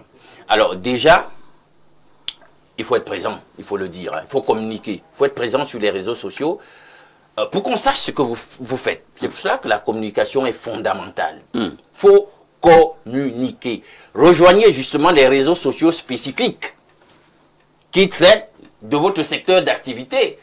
Vous allez LinkedIn, par exemple, est approprié pour les professionnels. Là-bas, vous aurez donc des interconnexions avec des gens qui sont de votre secteur d'activité et avec même des gens qui ont des expertises qui pourraient vous aider, même s'ils ne sont pas spécifiquement de votre domaine ou de votre secteur d'activité. Ça va vous aider. Vous devez notamment aussi, parce qu'on doit toujours se repenser en ce sens, les contacts sur les plateformes numériques là. Vous devez être sur les pages, dans les groupes, où possiblement on retrouve ceux qui mènent le type d'activité que vous menez. Parce que ça vous permet justement d'avoir des contacts, d'interagir avec les professionnels de votre secteur, etc. Et ça vous permet même de vous faire remarquer. Parce que, parfait, il y a des interactions, il y a des commentaires sur un sujet. Vous venez et vous parlez de votre expérience ou de votre façon, de votre vision sur le sujet. Et on remarque que le monsieur, il est pertinent, il a de la matière, il a de la bouteille. Et ça permet que des gens puissent s'intéresser à vous. Donc, il faut déjà voir aussi ça. Bien, maintenant, il ne faut pas négliger, avec ce que je suis en train de dire, il ne faut pas négliger les contacts physiques. Et je pense que Maxime le disait déjà. Lorsque vous allez entendre qu'il y a une rencontre B2B, il y a conférence de ceci, n'allez pas rester vous dire, ah, vous allez seulement faire sur les réseaux sociaux, etc. Non. Allez quand même aussi en présentiel. Le contact physique, le contact humain, c'est aussi important. Vous allez donc rencontrer ces grands opérateurs économiques, ces grands chefs d'entreprise, ces experts de tel domaine. Et là-bas, justement, cherchez à entrer en contact avec eux. C'est important. Ne rentrez pas bredouille, parce que sinon, à part les savoirs que vous allez, avec lesquels vous allez rentrer, il faut quand même que vous ayez des contacts avec des gens qui justement pourront effectivement faire quelque chose pour vous. Donc il faut ça. Il faut aller à ces rencontres, il faut vous nourrir de ce qui est dit, mais il faut aussi des contacts physiques avec des gens là-bas. Donc ça crée donc des interconnexions. Vous avez déjà aussi au niveau même de la famille, parce que dès qu'on parle de réseau, il ne faut pas simplement commencer à viser les cibles, vous l'avez si bien dit, sans même voir votre environnement direct. Parce que d'une manière ou d'une autre, dans votre environnement immédiat, il y a des gens forcément qui peuvent vous apporter quelque chose. Oui, parce que si vous êtes dans une entreprise vise au marché. Oui, donc ne négligez donc pas ceux de votre environnement direct qui peuvent être des cibles pour ce que vous faites ou pour le marché qui vous intéresse. Donc, et lorsque vous voulez aussi avoir des interactions, il faut que les interactions en question soient ciblées quand même. Ne soyez pas trop dispersés. Ma cible, c'est ici. Voilà dans ce que je fais, voilà le type de profil que je veux, et c'est véritablement vers le type de personne en question qu'il faut vous diriger. Mais je disais quand même qu'il ne faut pas négliger des compétences extra à votre écosystème qui pourraient être quand même en interconnexion avec vous et vous apporter quelque chose. C'est aussi très important, parfait. Très bien. Nous repartons du côté de notre messagerie qui explose comme d'habitude. Hein.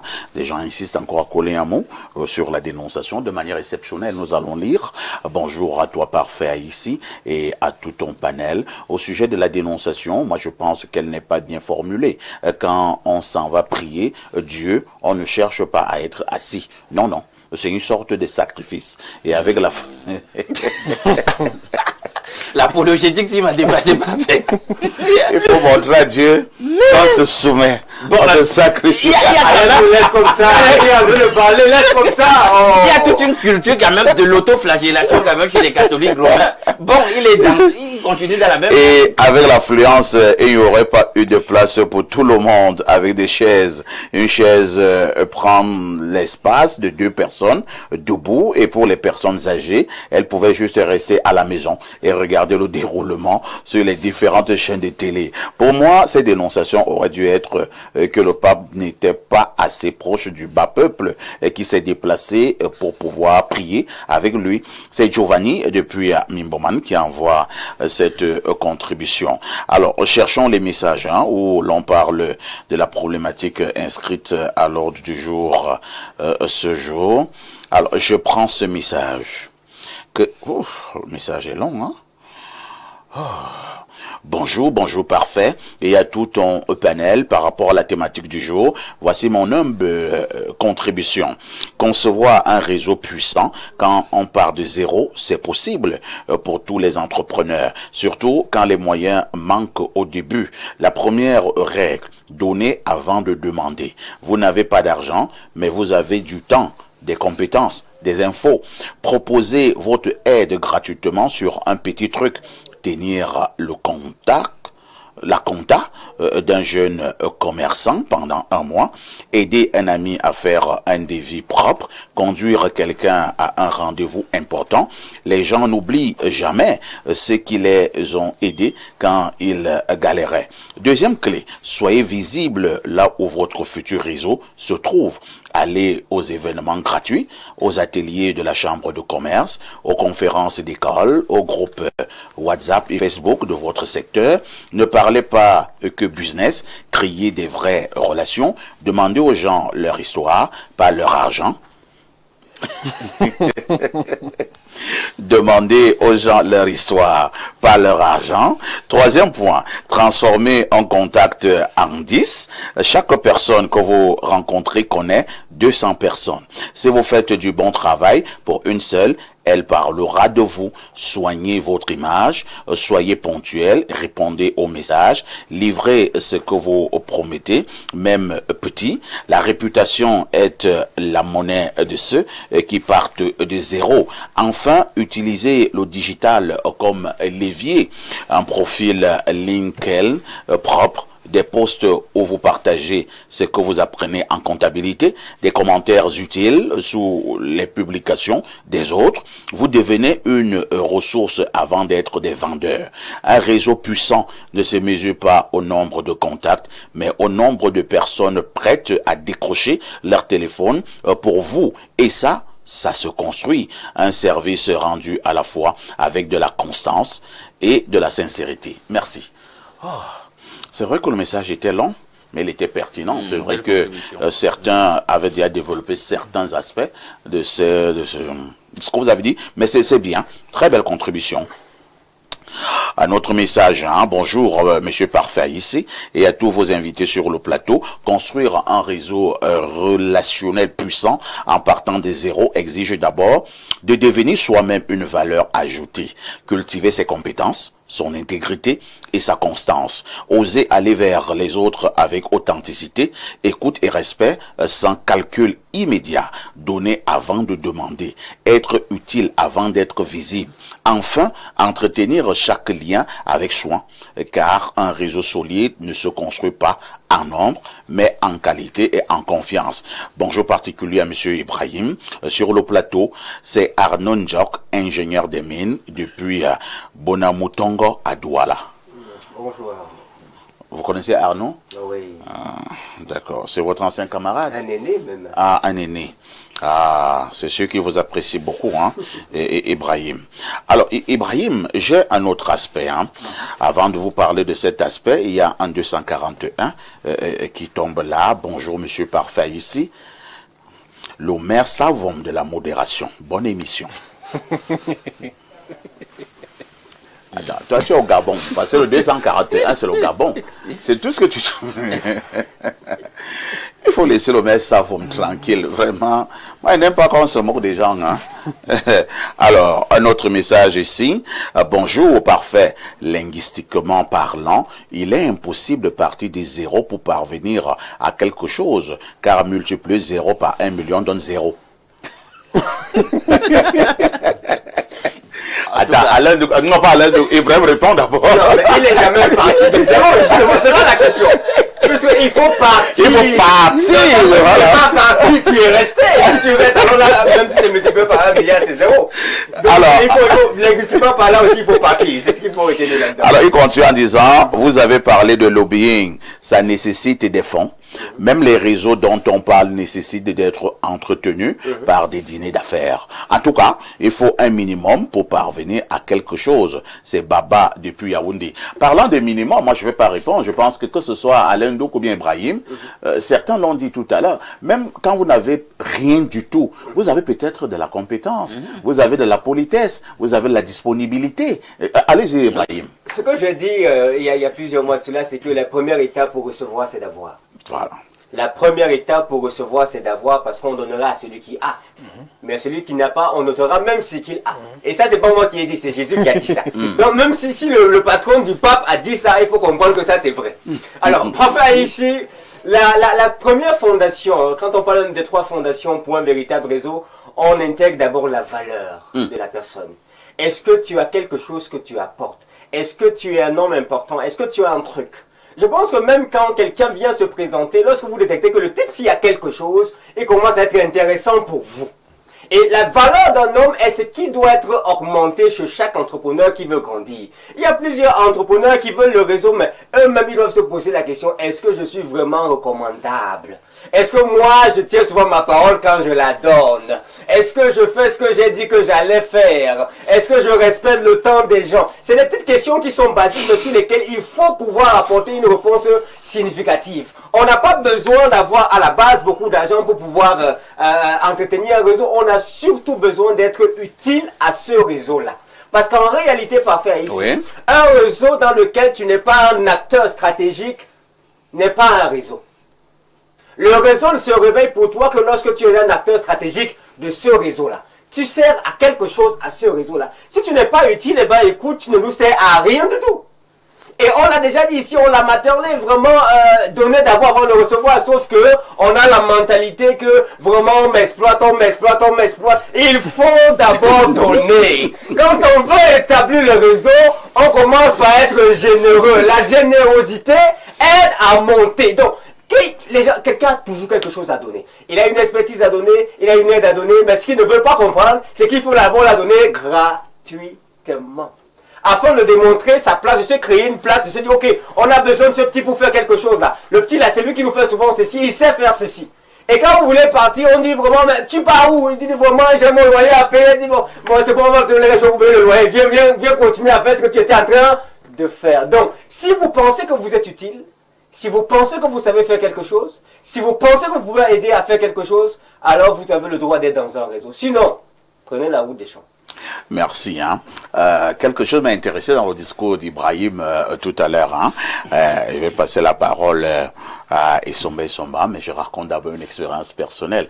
Ibrahim a dit tout à l'heure que d'autres ont la mentalité, surtout les jeunes, ou les plus jeunes, d'autres ont la mentalité toujours dit, on m'exploite, oh non, on m'exploite, je travaille, on me donne rien. Et on m'exploite vraiment, le type est méchant. Et là, je parle de moi, ça ne m'arrive pas tous les jours. Moi, j'ai commencé à travailler en 2002. 24 ans. Quand j'ai eu mon premier taxi, je ne peux pas appeler ça salaire. C'était en 2006. Donc 4 ans. Vous travaillez, et je vous dis vous travaillez, ce n'est pas la blague là. Vous travaillez, ce n'est pas de la blague, parce qu'il y a travail. Vous travaillez dur, vous allez à pied, vous transpirez, on vous gronde, on vous dit même que vous êtes un feignant, et tu dis ouais Seigneur, non seulement on me donne même rien, mais on m'accable d'insultes, on t'humilie, on te demande que tu ne vaux rien, et que si tu continues, même on va te foutre à la porte, tu demandes d'abord qu'on t'a d'abord recruté quand. Donc, c'est un aspect aussi important. Donner d'abord, avant de commencer à dire on m'exploite. La question que je vais vraiment poser, la vraie question. Nous allons réfléchir maintenant par inverse, parce que j'ai l'impression, et c'était d'ailleurs normal, que nous puissions donner les bons points du réseau en entrepreneuriat. Mais est-ce qu'il n'y a pas également des mauvais réseaux, des réseaux dangereux dans des domaines? Tout à fait. Il faut avoir cet esprit de discernement. Pas parce qu'on a dit qu'il faut être accompagné par un réseau qu'il faudrait embrasser tout genre de réseau. Il faut avoir ce discernement-là sur ce que vous envisagez faire. Et aussi identifier, que ce soit la réputation, bien la crédibilité des personnes qui vont vous entourer, bien qui vont vous accompagner. Je suis d'accord avec ce que vous relevez là, parce qu'il y a un système de victimisation. Ouais. On m'exploite. Le patron est méchant. Lui, il achète les nouvelles voitures tous les jours. Mais nous, on n'a rien. Autant de choses. C'est-à-dire, à un moment donné, il y a ce qu'on appelle l'endurance, qui est adossé à ce qu'on appelle la valeur intrinsèque. Il faut être patient. On a coutume de le dire qu'on ne fait jamais d'omelette sans casser les œufs. Il faut fournir l'effort personnel. Il faut justement respecter même des personnes. C'est-à-dire que tu ne peux pas ici au sommet sans avoir fourni des efforts. Il y a un ensemble de préalables qu'il faille justement respecter. Et ces préalables sont adossés sur ces valeurs-là intrinsèques, c'est-à-dire la patience, au-delà de la patience, l'endurance, la persévérance. Donc, parfait. Peut-être je ne trahis pas un secret de quelqu'un. Moi, je vous ai suivi, que ce soit dans d'autres espaces radiophoniques et autres à l'époque. Ouais. Donc, j'en sais. C'est-à-dire que... Donc, je ne raconte pas des balivernes. Non seulement que vous ne racontez pas les balivernes, on a vu comment vous avez eu évolué. Que les gens essaient un peu, on ne peut pas être dans une poursuite d'arriviste, on ne sait pas d'où vous venez, c'est-à-dire que vous avez enduré quoi? Il y a un système de préalable, c'est que les juristes appellent, il faut un système de préalable. Qu'est-ce que j'ai eu à capitaliser pour être là où je suis? Donc, si vous êtes dans un système de victimisation, vous n'arriverez pas justement à se hisser. Donc, il faut être patient dans la vie et ne pensez pas que la vie est aussi facile. Moi, je la compare toujours justement à l'agriculture. Nos parents, nos grands-parents qui font dans l'agriculture, c'est pas le jour que vous semez le maïs que vous en récoltez. Pas du tout. Non, il y a des périodes, vous savez Pour que le ça cacao, fait... même à l'époque, tu attends d'avoir 7-8 ans. Exactement. Pour que ça commence à produire. C'est de la patience. Il faut être patient et il faut être persévérant dans ce que nous sommes en train d'envisager faire. Et cela adossé à ce qu'on appelle la valeur intrinsèque. Si vous n'avez pas de valeur intrinsèque, vous n'irez nulle part. Et bienvenue les jérémiates et on peut aboutir à quelque chose de plus probant. Et on commence à être un grand acteur des réseaux sociaux avec pour fonction insulteur. Exactement. Alors, docteur Badel, je reste sur l'aspect entrée au mauvais réseau. C'est vrai que je vais tenir à ce qu'Ibrahim et Alain Dou puissent également coller un mot sur cet aspect de nos échanges. Comment déceler un mauvais réseau? Est-ce qu'il y a des indices pour soupçonner que ici ça peut être un réseau dangereux? Oui, vous avez évoqué des concepts tout à l'heure qui sont des concepts qui ont attiré mon attention. La patience, l'endurance, la persévérance. C'est un jeune opposé aux catégories de l'impatience qui caractérise certains jeunes déjà aujourd'hui. Comme Ibrahim a dit tout à l'heure, à l'entame de son propos au début de l'émission, disant qu'il a vu beaucoup de jeunes se lancer dans la facilité, notamment dans le cadre des jeux. Des jeux de hasard. Pour obtenir rapidement ou en quelques minutes ce que peut-être un travail de longue année ne pourrait éventuellement pas leur donner. Il passe autant à réverser. Mais monsieur Parfois ici, en prenant votre propre exemple sur votre parcours, j'ai aussi été un peu touché parce que avant cette émission, j'ai croisé une amie, Pauline, qui m'a expliqué que Badel, aujourd'hui, on m'a donné mon premier contrat après 5 ans. On m'a contractualisé après 5 ans avoir passé dans une société parapublique. Bravo. Elle a persévéré, elle a souffert, elle a trimé. Elle me dit, c'est maintenant que je commence à avoir un peu de jour. Mais quelque part, monsieur Parfait ici, et avec tous les copanélistes, cette mentalité aussi de nos patrons parfois n'est pas bonne. On est d'accord. Elle n'est pas bonne. À un moment donné, parfois les jeunes sont patients, ils sont persévérants, ils ont même une plus-value à donner. Mais pourquoi torturer autant des êtres humains comme vous, des personnes qui vous apportent quelque chose? Mettez-les en confiance. Et parce que c'est quelque part ce genre d'attitude qui font en sorte que les jeunes deviennent malhonnêtes, que les jeunes deviennent paresseux et que les jeunes soient donc tentés par les chemins de la facilité.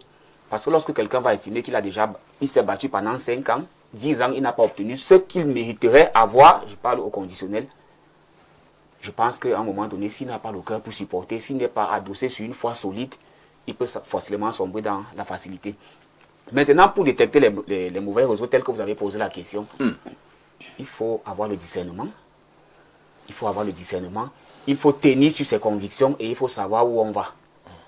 Ce que nous on appelle mauvais réseau, pour certains, peuvent être convertis en de bons réseaux. Parce que moi, ce que je peux détecter comme mauvais réseau, toi, tu peux trouver que c'est bien. Tout à fait. Il peut arriver, je prends un exemple banal sans entrer dans les détails. Vous arrivez quelque part où peut-être vous postulez pour un emploi ou pour apporter votre expertise dans un domaine et vous trouvez par exemple, comme vous propose certaines pratiques, par exemple de mauvaises mœurs. Moi, je peux trouver que c'est mauvais, quelqu'un d'autre trouve que c'est bien et que ça correspond effectivement à ses objectifs ou à ce qu'il va atteindre. Donc, c'est une question un peu relative et c'est une question qui repose sur les convictions personnelles. C'est une question qui repose sur la détermination de ce que l'individu en question a et d'où il veut aller, ce qu'il va atteindre, ce qu'il veut gagner. Parce que, à côté de ça, on a comme l'impression que certains, je dis certains chefs d'entreprise, certains patrons veulent affamer certains employés pour les soumettre à une certaine légèreté ou bien pour les soumettre à une certaine tentation. Ceux qui ne tiennent pas sur leurs convictions finissent par tomber. Ça, c'est ce qu'on va appeler dans le cas des mauvais réseaux. Mais pour ceux qui saisissent l'opportunité, peuvent le voir comme de bons réseaux. On a vu une histoire tout récemment circulée dans les réseaux sociaux, un jeune qui disait qu'il fait soit dans les massages, kiné, et puis sombrer dans certaines pratiques qui circulaient dans les réseaux sociaux, à tort ou à raison, vrai ou faux, une histoire pareille. Mais lorsque vous avez essayé de lire, par exemple, des captures d'écran que ce jeune homme aurait envoyé, vous vous rendez bien compte que lui, effectivement, il a voulu saisir la facilité parce qu'il disait qu'il a trop de difficultés. Donc, c'est à ce niveau que je voudrais dire que le bon ou le mauvais réseau dépend de l'acteur en présence, de ce qu'il recherche, des gains qu'il escompte et de sa conviction personnelle. Alain Douc, j'ai également rencontré certains aînés qui m'ont raconté des histoires horribles. Hein. Il y a même eu également une histoire à un moment donné qui avait circulé sur les réseaux sociaux. C'était un jeune homme d'à peine 22 ans. Hein. Il était, je pense, soit artiste, quelque chose de ce genre, musique urbaine. Il est allé rencontrer un de ses aînés, un monsieur qui roulait carrosse, qui était bien. Il lui dit vraiment, tonton, je suis venu te voir, je veux que tu me soutiennes dans le cadre de ma musique, je veux mettre sur pied un nouvel album, voilà ce que je fais. Et apparemment, même c'est un jeune homme qui chantait très bien. Et le monsieur lui a dit que bon, on verra avec le temps, je vais voir ce qu'il y a lieu de faire. Et le petit, c'est le petit qui est le premier à dire à son soi-disant tonton là que bon vraiment, tonton, on nous a dit que tu es dans la Rose-Croix, ça ne me dérange pas, si tu veux tu me mets dans la Rose-Croix, pourvu que tu me soutiennes. Et on passe la parole à Lendouc. Bien voilà, voilà. Je vais d'abord toucher, je vais dire un mot sur le fait qu'il y a beaucoup plus de bonheur à donner qu'à recevoir. C'est ce que Maxime expliquait là tout à l'heure. Parce que les gens n'ont pas le mindset de donner. Et c'est le capitalisme qui nous a programmés ici. Tout le monde veut recevoir. Tout le monde veut recevoir, mais personne ne veut donner. Or, apparemment, il y a plus de bonheur à donner qu'à recevoir. Tout le monde a botté cela en touche. Donc, parfois, si vous avez l'impression, parce qu'il y a des domaines dans lesquels vous vivez comme des épreuves, parce que parfois aussi des gens veulent se rassurer qu'ils ont affaire à la bonne personne. Alors, est-ce que cette maxime est encore valable au Cameroun de nos jours? Justement, j'ai donné qu'à recevoir. Est-ce que la société camerounaise aujourd'hui est encore dans cette configuration-là? Justement, on a perdu le Nord. Et dans mon ouvrage, justement, je viens là-dessus, j'interpelle là-dessus, je dis il y a beaucoup plus de bonheur à donner qu'à recevoir. Une vie de service, c'est très important. Et on va voir que dans le service, vous allez vraiment tisser le réseau, être disposé à donner. Il faut que les gens le comprennent. Maintenant, pour la question. Parfait. Vous savez, le réseau, là, comme avec la téléphonie mobile, vous n'avez pas le réseau, vous n'avez pas de service que l'opérateur donne. Donc, il y a certains qui ont pensé... Surtout que le mot réseau au Cameroun, là, pour vous relancer, est devenu très polysémique. Voilà. Donc, du coup, il y a un système de privilèges, il y a un réseau. Et parce que, justement, il y a des sociétés secrètes qui fonctionnent sur le principe du réseautage. Hein? On octroie tel privilège, tel avantage qu'aux frères. En priorité. Donc, non, frère, c'est une religion, mais ils ne veulent pas vous assumer de vous le dire. Ce sont des religions. Ils donnent prioritairement aux frères. Alors, des jeunes comme... C'est ça, frater, c'est en latin. Là-bas, on parle beaucoup de frater. Donc, tu vas voir que le cas d'espèce se retrouve avec le jeune homme qui va avoir l'ombre. Dans lui, il est certes brillant, mais il veut cette voie qui lui donne immédiatement des privilèges sans qu'il ait à être éprouvé sur quoi que ce soit dans le droit chemin. Parce que rejoindre même ces choses, c'est une épreuve déshumanisante, mais ils s'en foutent. Ils disent que tant qu'ils auront le réseau, tant qu'ils auront dans les privilèges... Et il y a même dans une autre histoire, qui avait même dit au monsieur qu'il allait rencontrer, toujours un jeune homme, hein, à moins de 25 ans. J'ai dit, c'est lui qui commence à proposer au monsieur que, bon, moi je suis prêt à vendre ma mère. Le monsieur lui a rien demandé. Hein. J'ai même honte. J'ai honte de raconter toujours l'histoire d'un jeune comme ça. J'étais scandalisé. Lui, il disait que...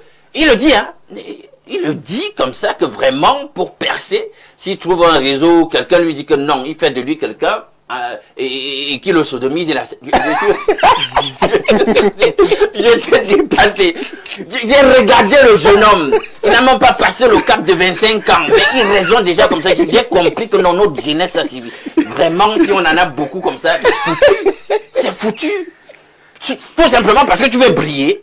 Non, c'est terrible. Il ne faut pas prendre cette voie-là. Je vous dis qu'elle est même plus affligeante que la voie normale où on vous torture, où ça vient tardivement, etc. Parce que finalement, quand ça vient, vous êtes satisfait et vous avez un sentiment d'accomplissement. Pas ces choses où on vous déshumanise, on vous vide. Non, ça c'est des histoires, c'est pas le bon réseau. Ibrahim, la première fois que je reçois mon premier salaire, tu sais combien c'était? Dites-nous. C'était 74 000. J'étais l'homme le plus heureux. Après 5 ans, 74 000.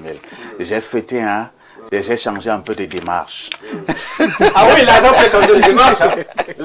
J'ai même me suis rendu compte que ça dépend du vêtement que je porte. Il y a des vêtements que je porte, j'ai l'impression que ma démarche a changé. Alors, nous restons au niveau des mauvais réseaux. Certains diront même des réseaux dangereux. Comment faire également lorsqu'on a un jeune entrepreneur? Parce que cette émission est également pédagogique. Comment éviter ces réseaux? Bon, je suis encore dans les jeunes entrepreneurs normaux, hein. C'est-à-dire que comment faire pour éviter les réseaux dangereux? Moi, je suis pas dans les jeunes entrepreneurs. Eux-mêmes recherchent les réseaux bizarres. Oui, avant de répondre à comment est-ce qu'on identifie les mauvais réseaux, je voulais quand même toucher un mot à mon ami sociologue. Les sociologues, parfois, ils relativisent beaucoup de choses. Moi, je veux dire à un entrepreneur que ce qui est bien est bien, ce qui est mal est mal. Sans contour. Non, moi, je ne suis pas dans les contours. Ce qui est bien et ce qui est mal est mal. Tout le monde, au fin de son cœur, connaît ce qui est mauvais. C'est-à-dire qu'on n'a pas besoin... Parfait, je n'ai pas besoin d'expliquer à quelqu'un ce qui est mauvais. Même l'enfant de 5 ans connaît que ça, c'est mal. Ce qui est mal, ce qui est bien est bien. Le fait que quelquefois on défend le fait que pour certains c'est bien, ce n'est pas bien. Si c'est mal, c'est mal. Ça c'est l'une des choses que je veux d'abord. Faut pas nuancer. Non, moi je nuance pas. Je suis pas sociologue.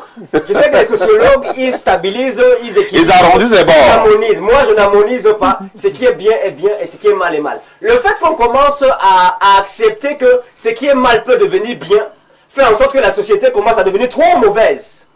Ce qui est mal est mal. Ça, c'est ce que moi j'ai à dire à des entrepreneurs. Maintenant, vous posez la question de savoir comment est-ce qu'on fait pour identifier un mauvais réseau. Ben, parfait. Déjà, il faut que les entrepreneurs comprennent que d'entrée de jeu, quand on veut établir un réseau, on doit être dans une dynamique relationnelle et pas dans une dynamique transactionnelle. Et une dynamique transactionnelle, c'est je viens mener une transaction, tu me donnes ceci, je te donne ceci. Et ce type de relation n'évolue pas longtemps. Mais lorsqu'on vient dans une dynamique relationnelle, en ce moment-là, oui, on envisage marcher longtemps ensemble. Et quand vous approchez quelqu'un dont vous envisagez marcher longtemps ensemble, vous devez connaître un minimum sur cette personne-là. Il faut avoir un minimum de connaissances. Moi, généralement, j'utilise une parabole en termes de discernement. On dit, on connaît l'arbre à son fruit. Si le fruit est bon, ça veut dire l'arbre est bon. Si le fruit est mauvais, ça veut dire l'arbre est mauvais. Forcément. Regardez les fruits que cet homme-là produit. Regardez ce qu'il apporte dans son environnement. Regardez avec les gens avec lesquels il marche. Tu ne peux pas marcher avec quelqu'un qui verse le sang et croire qu'un jour ton sang ne va pas couler. Non, perfecto. Non. C'est-à-dire que regardez les fruits, regardez les accomplissements, écoutez la personne. Il y a trop d'a priori qu'on dit il est mauvais, il est du diable, il est de la rose, quoi. Vraiment, les gens ont raconté plein de choses sur moi. Hein. Ah bon? Non, mais perfecto. Avant que je ne commence ici à Info TV, quand j'étais encore sur les réseaux sociaux, que j'avais du temps pour publier, un jour, ma maman prend un taxi, elle sort son frère, et pendant qu'elle est dans le taxi, là derrière, une autre maman parle de moi parce qu'elle me voit dans les réseaux sociaux, elle dit que l'enfant, s'il est mauvais, il avait sa mère, il disait ça à sa fille. L'enfant, s'il est mauvais, il était comme camarade à un foulard. Non, il est mauvais. Il a abandonné sa mère. Il dit qu'il rend les gens riches. Qu'il parle sur l'argent. Il est en train de vendre sa mère. Il est là-bas. Sa fille dit que maman, tu ne connais pas. Elle dit que je t'ai dit qu'il est mauvais.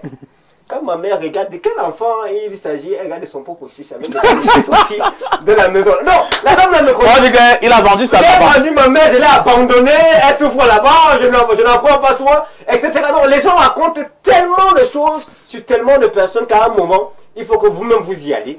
Vous faites l'expérience de sa rencontre et vous vous dites, ben, apparemment, ce monsieur-ci, il y a beaucoup de noirceur, il y a beaucoup de pureté, etc. Mais regardez le fruit et vous saurez si ce monsieur-là est bon ou il est mauvais. Merci. Hein? Oui, le sociologue veut réagir. Allons-y. Je voudrais apporter une petite précision sur ce qu'Ibrahim a dit tout à l'heure. Allons-y. Parlant de la sociologie. Déjà, la sociologie, c'est une science qui étudie le comportement des institutions, les relations ou les rapports d'interaction sociale entre les individus et les dynamiques sociales. Ce qui veut dire que le sociologue s'intéresse à la société dans ses beautés et dans ses laideurs. Dire que quelque chose est comme elle est vu les dispositions d'esprit qui vient avec les dynamiques sociales des Camerounais, qui, celui-là peut trouver que ce qu'il fait est bien, et l'autre non, ne veut pas dire que nous ne sommes pas dans une perspective de sociologie morale. La sociologie n'est pas la morale publique. On dit la société telle qu'elle est, on analyse les effets sociaux avec froideur, et on étudie la société dans ses beautés et dans ses laideurs. Donc pour dire que, lorsque j'ai dans mon intervention dit tout à l'heure que, lorsqu'on voit des mauvais réseaux, celui qui trouve que ce qu'on lui propose peut-être est mauvais, l'autre peut trouver que c'est bien. C'est là Ibrahim, lui, ne veut pas c'est pour dire que comprendre. ça, c'est... Ibrahim, lui, il est dans le mordicus. C'est-à-dire que ce qui est mauvais, c'est ce qui est bien. Le fait même, Nous ne sommes pas là pour qualifier les choses en mauvais. Nous ne comprenons l'approche sociologique. Hein. On ne faut faire même pas un procès. Pourquoi des candidats a dit que finalement, c'est pas de bien, ce n'est pas bien, c'est mauvais. Mettons le pied dans la fourmilière juger. au sujet des mauvais réseaux. Ta question soit aussi une réponse directe. Vous comprenez? Parce que lorsqu'on reste dans la formalité, il faut que ce soit la formalité. On sait comment des conférences, etc., des ateliers, des rencontres B2B, ça doit s'organiser. Mais quand on commence déjà à vous dire que non, à minuit, il y a ci, il y a ça. Comment tu le vois pas le matin? Il faut aller prier au cimetière. Non, il y a des choses que même votre esprit va vous dire ici, là, C'est compliqué. Donc c'est mauvais. Donc restons dans la formalité. Alors, les téléspectateurs... comme d'habitude, s'invite au débat. Bonjour, Monsieur Parfait, ici. Je me nomme Otélé. Je suis un jeune Camerounais vivant à Yaoundé. Je sais que mon message ne cadre pas avec votre émission. En réalité, j'ai voulu aller à l'Occident par la route. En partant, j'ai fait escale au Nigeria, où j'ai failli laisser ma vie. Je suis rentré par la grâce de Dieu, créateur, étant presque mourant, vu que je me suis retrouvé dans une très mauvaise société qui était franc-maçonne. L'histoire est très longue. Ça fait quelques mois où je suis rentré, j'ai pu soigner ma maladie, d'autres spirituelles. Et si... je viens vous faire ce message ce matin, c'est parce que je voudrais que vous, sur le plateau, me veniez en aide. J'ai un permis B et je voudrais faire un recyclage dans une auto-école pour chercher un travail en qualité de chauffeur. Question de me remettre à niveau avant de reprendre le volant. Alors, pour une semaine de recyclage, il me faut 30 000 francs. J'ai vraiment besoin de votre aide. Monsieur Parfait ici, Monsieur Alain Dour, Monsieur Ibrahim et le reste, je suis scotché. Merci. Donc, pourquoi est-ce que tu ne peux pas dire que Parfait, s'il te plaît, dis à nos amis qui ont les auto-écoles de faire ton recyclage? Voilà. Pourquoi est-ce que tu n'estimes qu'il faut qu'on n'avoir que de l'argent? Ça sonne un peu bizarre là. C'est ça en réalité qui dérange. Surtout que c'est un ancien beaux-aïeux bizarre. Non, c'est-à-dire que ça peut être l'objet d'un mauvais réseau. Il est le résultat d'un mauvais réseau. Exactement. Et ça illustre le fait qu'il faut fuir les mauvais réseaux. Alors, un autre message qui nous arrive là. Et bon, pour toujours répondre même à ce monsieur, il sait d'abord conduire. Il a dit un permis, ça veut dire qu'il sait conduire. Alors, du jour au lendemain, vous ne savez, il faut vous dire absolument un recyclage. Donc, vous faites les choses des blancs. Alors, si vous êtes venu au Cameroun, je me dis que vous avez certains cousins, certains amis qui ont des véhicules, qui ont des taxis, ils peuvent vous aider pendant 2 ou 3 jours, comme tu veux un recyclage. Donc, parce que tu as un peu connu pendant 2 ans, ils te font un recyclage pendant 1 an. Ce monsieur, c'est un frappeur. On peut obtenir le permis sans avoir fait l'auto-école. Et c'est ça. Qu'il nous dise alors, est-ce qu'il sait conduire, il ne sait pas conduire? Lui nous a dit qu'il a, lui parle de recyclage. Non, lui nous parle de recyclage. Nous nous prenons ce qu'il nous dit pour agent comptant. C'est de s'il parle de recyclage, il a un permis B, ça veut dire qu'il sait d'abord conduire à la base. C'est ça. Bon, en tout cas, moi je voulais répondre à cette question, mais c'est tout ce que nous vous demandons. Est-ce que c'est possible d'éviter les réseaux dangereux, surtout pour nous les jeunes? Franchement, tous ces réseaux que vous voyez toujours au début, on va vous proposer des choses que vous ne pouvez même pas imaginer que ça peut être louche. Et c'est quand vous êtes déjà impliqué dans la chose que vous commencez à comprendre beaucoup de choses. Mais là, vous ne pouvez plus rentrer en arrière parce que vous avez déjà signé de partout avec le diable. Moi, ce que je conseille aux jeunes, évitez les réseaux. Junior Amasolo, Ama Départ, PK2. Non. Là, je vais repasser encore la parole à Ibrahim. Peut-être le monsieur ne nous a pas bien compris. Allez-y, Ibrahim. Non, moi, je crois que son histoire d'éviter les réseaux, là, s'il dit ça, alors éviter l'entrepreneuriat. Voilà. Pour éviter l'entrepreneuriat, éviter les réseaux. Tout à fait. Et c'est même pas possible d'éviter les réseaux. Même vous qui parlez là, vous êtes dans un réseau. Vous êtes lié à des personnes qui sont interconnectées et qui vous aident à atteindre vos objectifs que vous avez quotidiennement. Donc, vraiment, cet argument-là, il faut enlever ça. Ce que je suis en train de travailler à déconstruire avec les co-panélistes de ce matin, c'est que quand on a mis le mot réseau, les gens ont commencé à voir des mauvaises choses. Les gens ont commencé à penser aux mauvaises choses. Et il y a aussi des bonnes personnes. Autant vous estimez que vous êtes une bonne personne et que les autres sont mauvais, autant il y a aussi quelqu'un quelque part qui est aussi une bonne personne. Allez retrouver la personne qui est une bonne personne et former le réseau des bonnes personnes. Arrêtez de dire qu'il faut annuler les réseaux. Parfait. Oui, Alain. Moi, je pense que j'ai compris la préoccupation profonde de ce... Du dernier message.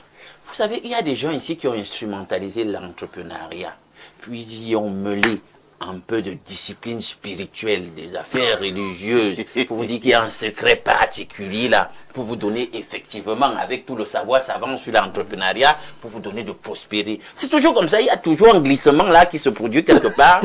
Ça doit être à la lettre. Ça doit être ça la lettre. Si on parle d'entrepreneuriat, vraiment qu'on reste dedans, et on sait comment ça se passe. Si on commence à sortir de ce sentier, Ah, vous dites qu'à tel il faut vous concentrer. Non. Tu comprends pas. Il faut méditer. Voilà. Et puis il dit qu'il arrive à un moment, il a tout signé partout avec le diable. Oh non, mais ça n'arrive pas comme ça. Bonjour parfait et à ton riche panel, bonne émission et du courage à vous. C'est un message qui nous vient de Yourmaban. Alors je prends le plus 44. Hein. Le plus 44, je pense que c'est l'Angleterre. Hein. Ça doit être l'Angleterre. Bonjour, monsieur Parfait. Ici, il y a tout votre panel. Comment construire un réseau à partir de zéro? Il s'agit surtout de bâtir un capital de confiance, de visibilité et de réciprocité. Voici 10 astuces concrètes et efficaces. Ah, c'est beaucoup, hein. Et dit 1, commencez par définir le type de réseau dont vous avez besoin pour éviter de tomber dans des sectes. 2, adoptez la bonne mentalité, apporter avant de demander. 3, commencez petit, visez 5 relations de qualité, pas 500 contacts. 4, utilisez la stratégie la plus puissante, la proximité répétée. 5, soyez visible, créez une présence cohérente. 6, allez là où les bonnes personnes sont déjà. 7, maîtrisez l'art du suivi. 8, construisez une réputation. 9, utilisez l'effet levier des introductions. 10, pensez en année, pas en semaine. C'est gentil, hein? Stratégique thinker en digital marketer. Merci beaucoup, hein? Il est du côté de Dortmund, England. Merci. Un autre message très rapidement là ce matin. Bonjour à vous sur le plateau. Bonjour parfait, l'Unkuta de la modération. Je suis Billy René, ingénieur télécom. Je dirais à Ibrahim que le bien et le mal dépendent de la société où évolue l'individu. Pour revenir...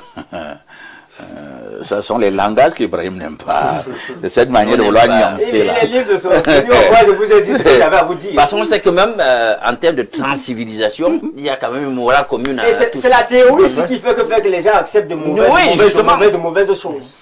Pour revenir au sujet, un réseau, quel qu'il soit, aime travailler avec ses membres, mauvais ou bons. Tout dépend de ce qu'on y fait. Un entrepreneur ne doit pas avoir peur. La vie, c'est le risque, tout en gardant de bribes de discernement.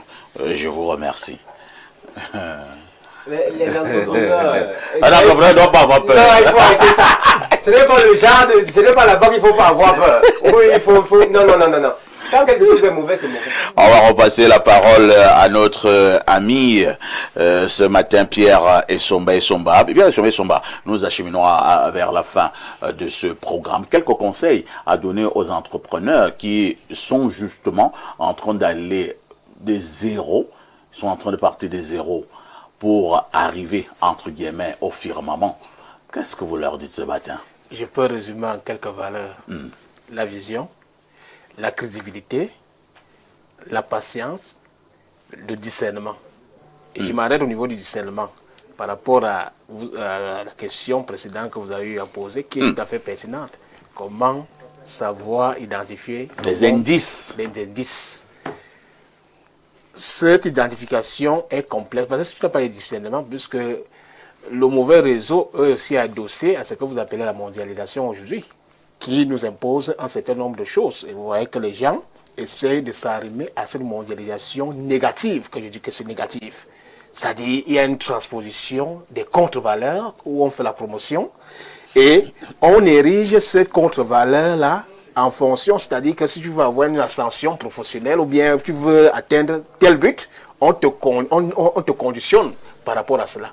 Or, ton esprit de discernement te permet d'identifier que ces réseaux, bien ces pratiques ou bien d'autres choses ne peuvent pas cadrer avec mon éthique, avec ma vision qui a été définie au préalable. C'est pas que je dis que tout part de la vision aussi, de l'honnêteté, même votre honnêteté, et ça va vous permettre de faire la part des choses, d'avoir ces garde-fous. Savoir que la mondialisation n'est pas seulement positive, elle est aussi négative, elle a des dynamiques. Nous avons un sociologue ici où on participe à une certaine transposition de certaines valeurs qui sont considérées comme des valeurs ailleurs, mais qui sont méconnues, contre-valeurs en Afrique. L'Africain est quelqu'un de digne qui se trouve dans un écosystème qui lui est propre et dans un environnement bien défini. Alors, on ne peut pas faire en sorte que ce qui est considéré comme valeur ailleurs soit imposé. Et vous allez voir donc en adéquation avec votre thématique aujourd'hui, où le jeune entrepreneur qui veut aller vite, qui n'a pas ce socle-là, qui n'a pas défini ses préalables, va tomber donc dans ce piège-là, où on va lui dire, comme Alain nous le disait, que bon, les messes de minuit et autres, tout un tas de choses. On va lui demander par exemple de ramasser la pièce au sol. Hein. Exactement, tout un tas de choses. Or, ailleurs, on vous dit que le fait de ramasser la pièce au sol est une valeur. Or, nous sommes en Afrique, si vous voyez que ça a une adéquation avec notre écosystème socio-culturel. Donc, il faut faire la part des choses. Et tout cela vient du fait que, et tout cela vient être tenu par le fait que vous devez avoir l'esprit de discernement. Très bien. Alors, j'adresse cette question venant d'un téléspectateur à notre sociologue sur le plateau. Parfait. Le problème au Cameroun, c'est l'environnement du travail. Que les détenteurs du pouvoir et du travail évaluent les jeunes sur leurs connaissances et valeurs. Ça ira mieux. Le process que vous décrivez là est presque livresque. Mais la réalité au Cameroun donne froid au dos. Les jeunes sont désorientés. Vous partagez cette opinion? C'est excessif? Ou bien il y a un peu de vérité? Quelque part, il y a un peu de vérité. Mais moi, ce que je veux dire pour que les téléspectateurs et les jeunes entrepreneurs retiennent, c'est que beaucoup de jeunes se consacrent ou se concentrent sur ce qu'ils veulent obtenir à l'immédiat ou sur là où ils veulent arriver. Lorsqu'on est un jeune entrepreneur, il faut être ambitieux. Il ne faut pas être appâté par des gains immédiats parce qu'on va obtenir aujourd'hui. Parce que, dit-on, peut-être j'ai trop de charges, je veux rapidement mener un train de vie. Parce que je sors d'une longue période de frustration, je n'ai jamais... Voyez un peu. Qu'est-ce que beaucoup de jeunes font aujourd'hui? À peine ils commencent peut-être un business, ils veulent se payer des vestes qui coûtent cher, ils commencent à manger dans des grands restaurants, payer des voitures et consorts, se donner un train de vie qui va à la longue peut-être le faire chuter. Donc, concentrez-vous, jeunes entrepreneurs, ayez une vision à long ou à moyen terme et évitez les extravagances et surtout l'honnêteté, parce que le Cameroun est une société où la malhonnêteté prend beaucoup plus d'ampleur au jour le jour. Merci. Merci Ibrahim, merci pour cette expertise que vous nous avez encore gratifiée, vous avez encore donné ce matin. Merci à Alain Douk pour ses éternelles analyses. Merci à Pierre Essomba qui véritablement a fait une bonne entrée dans le cadre de ce programme. Vous direz également bonjour à nos amis de Tchan. Merci à notre sociologue, le docteur Badel Essala, qui pense que du côté de la sociologie, on décrit simplement la société, on ne la juge pas. La rediffusion de ce programme, c'est tous les soirs à partir de 22h30 avec tout ceci.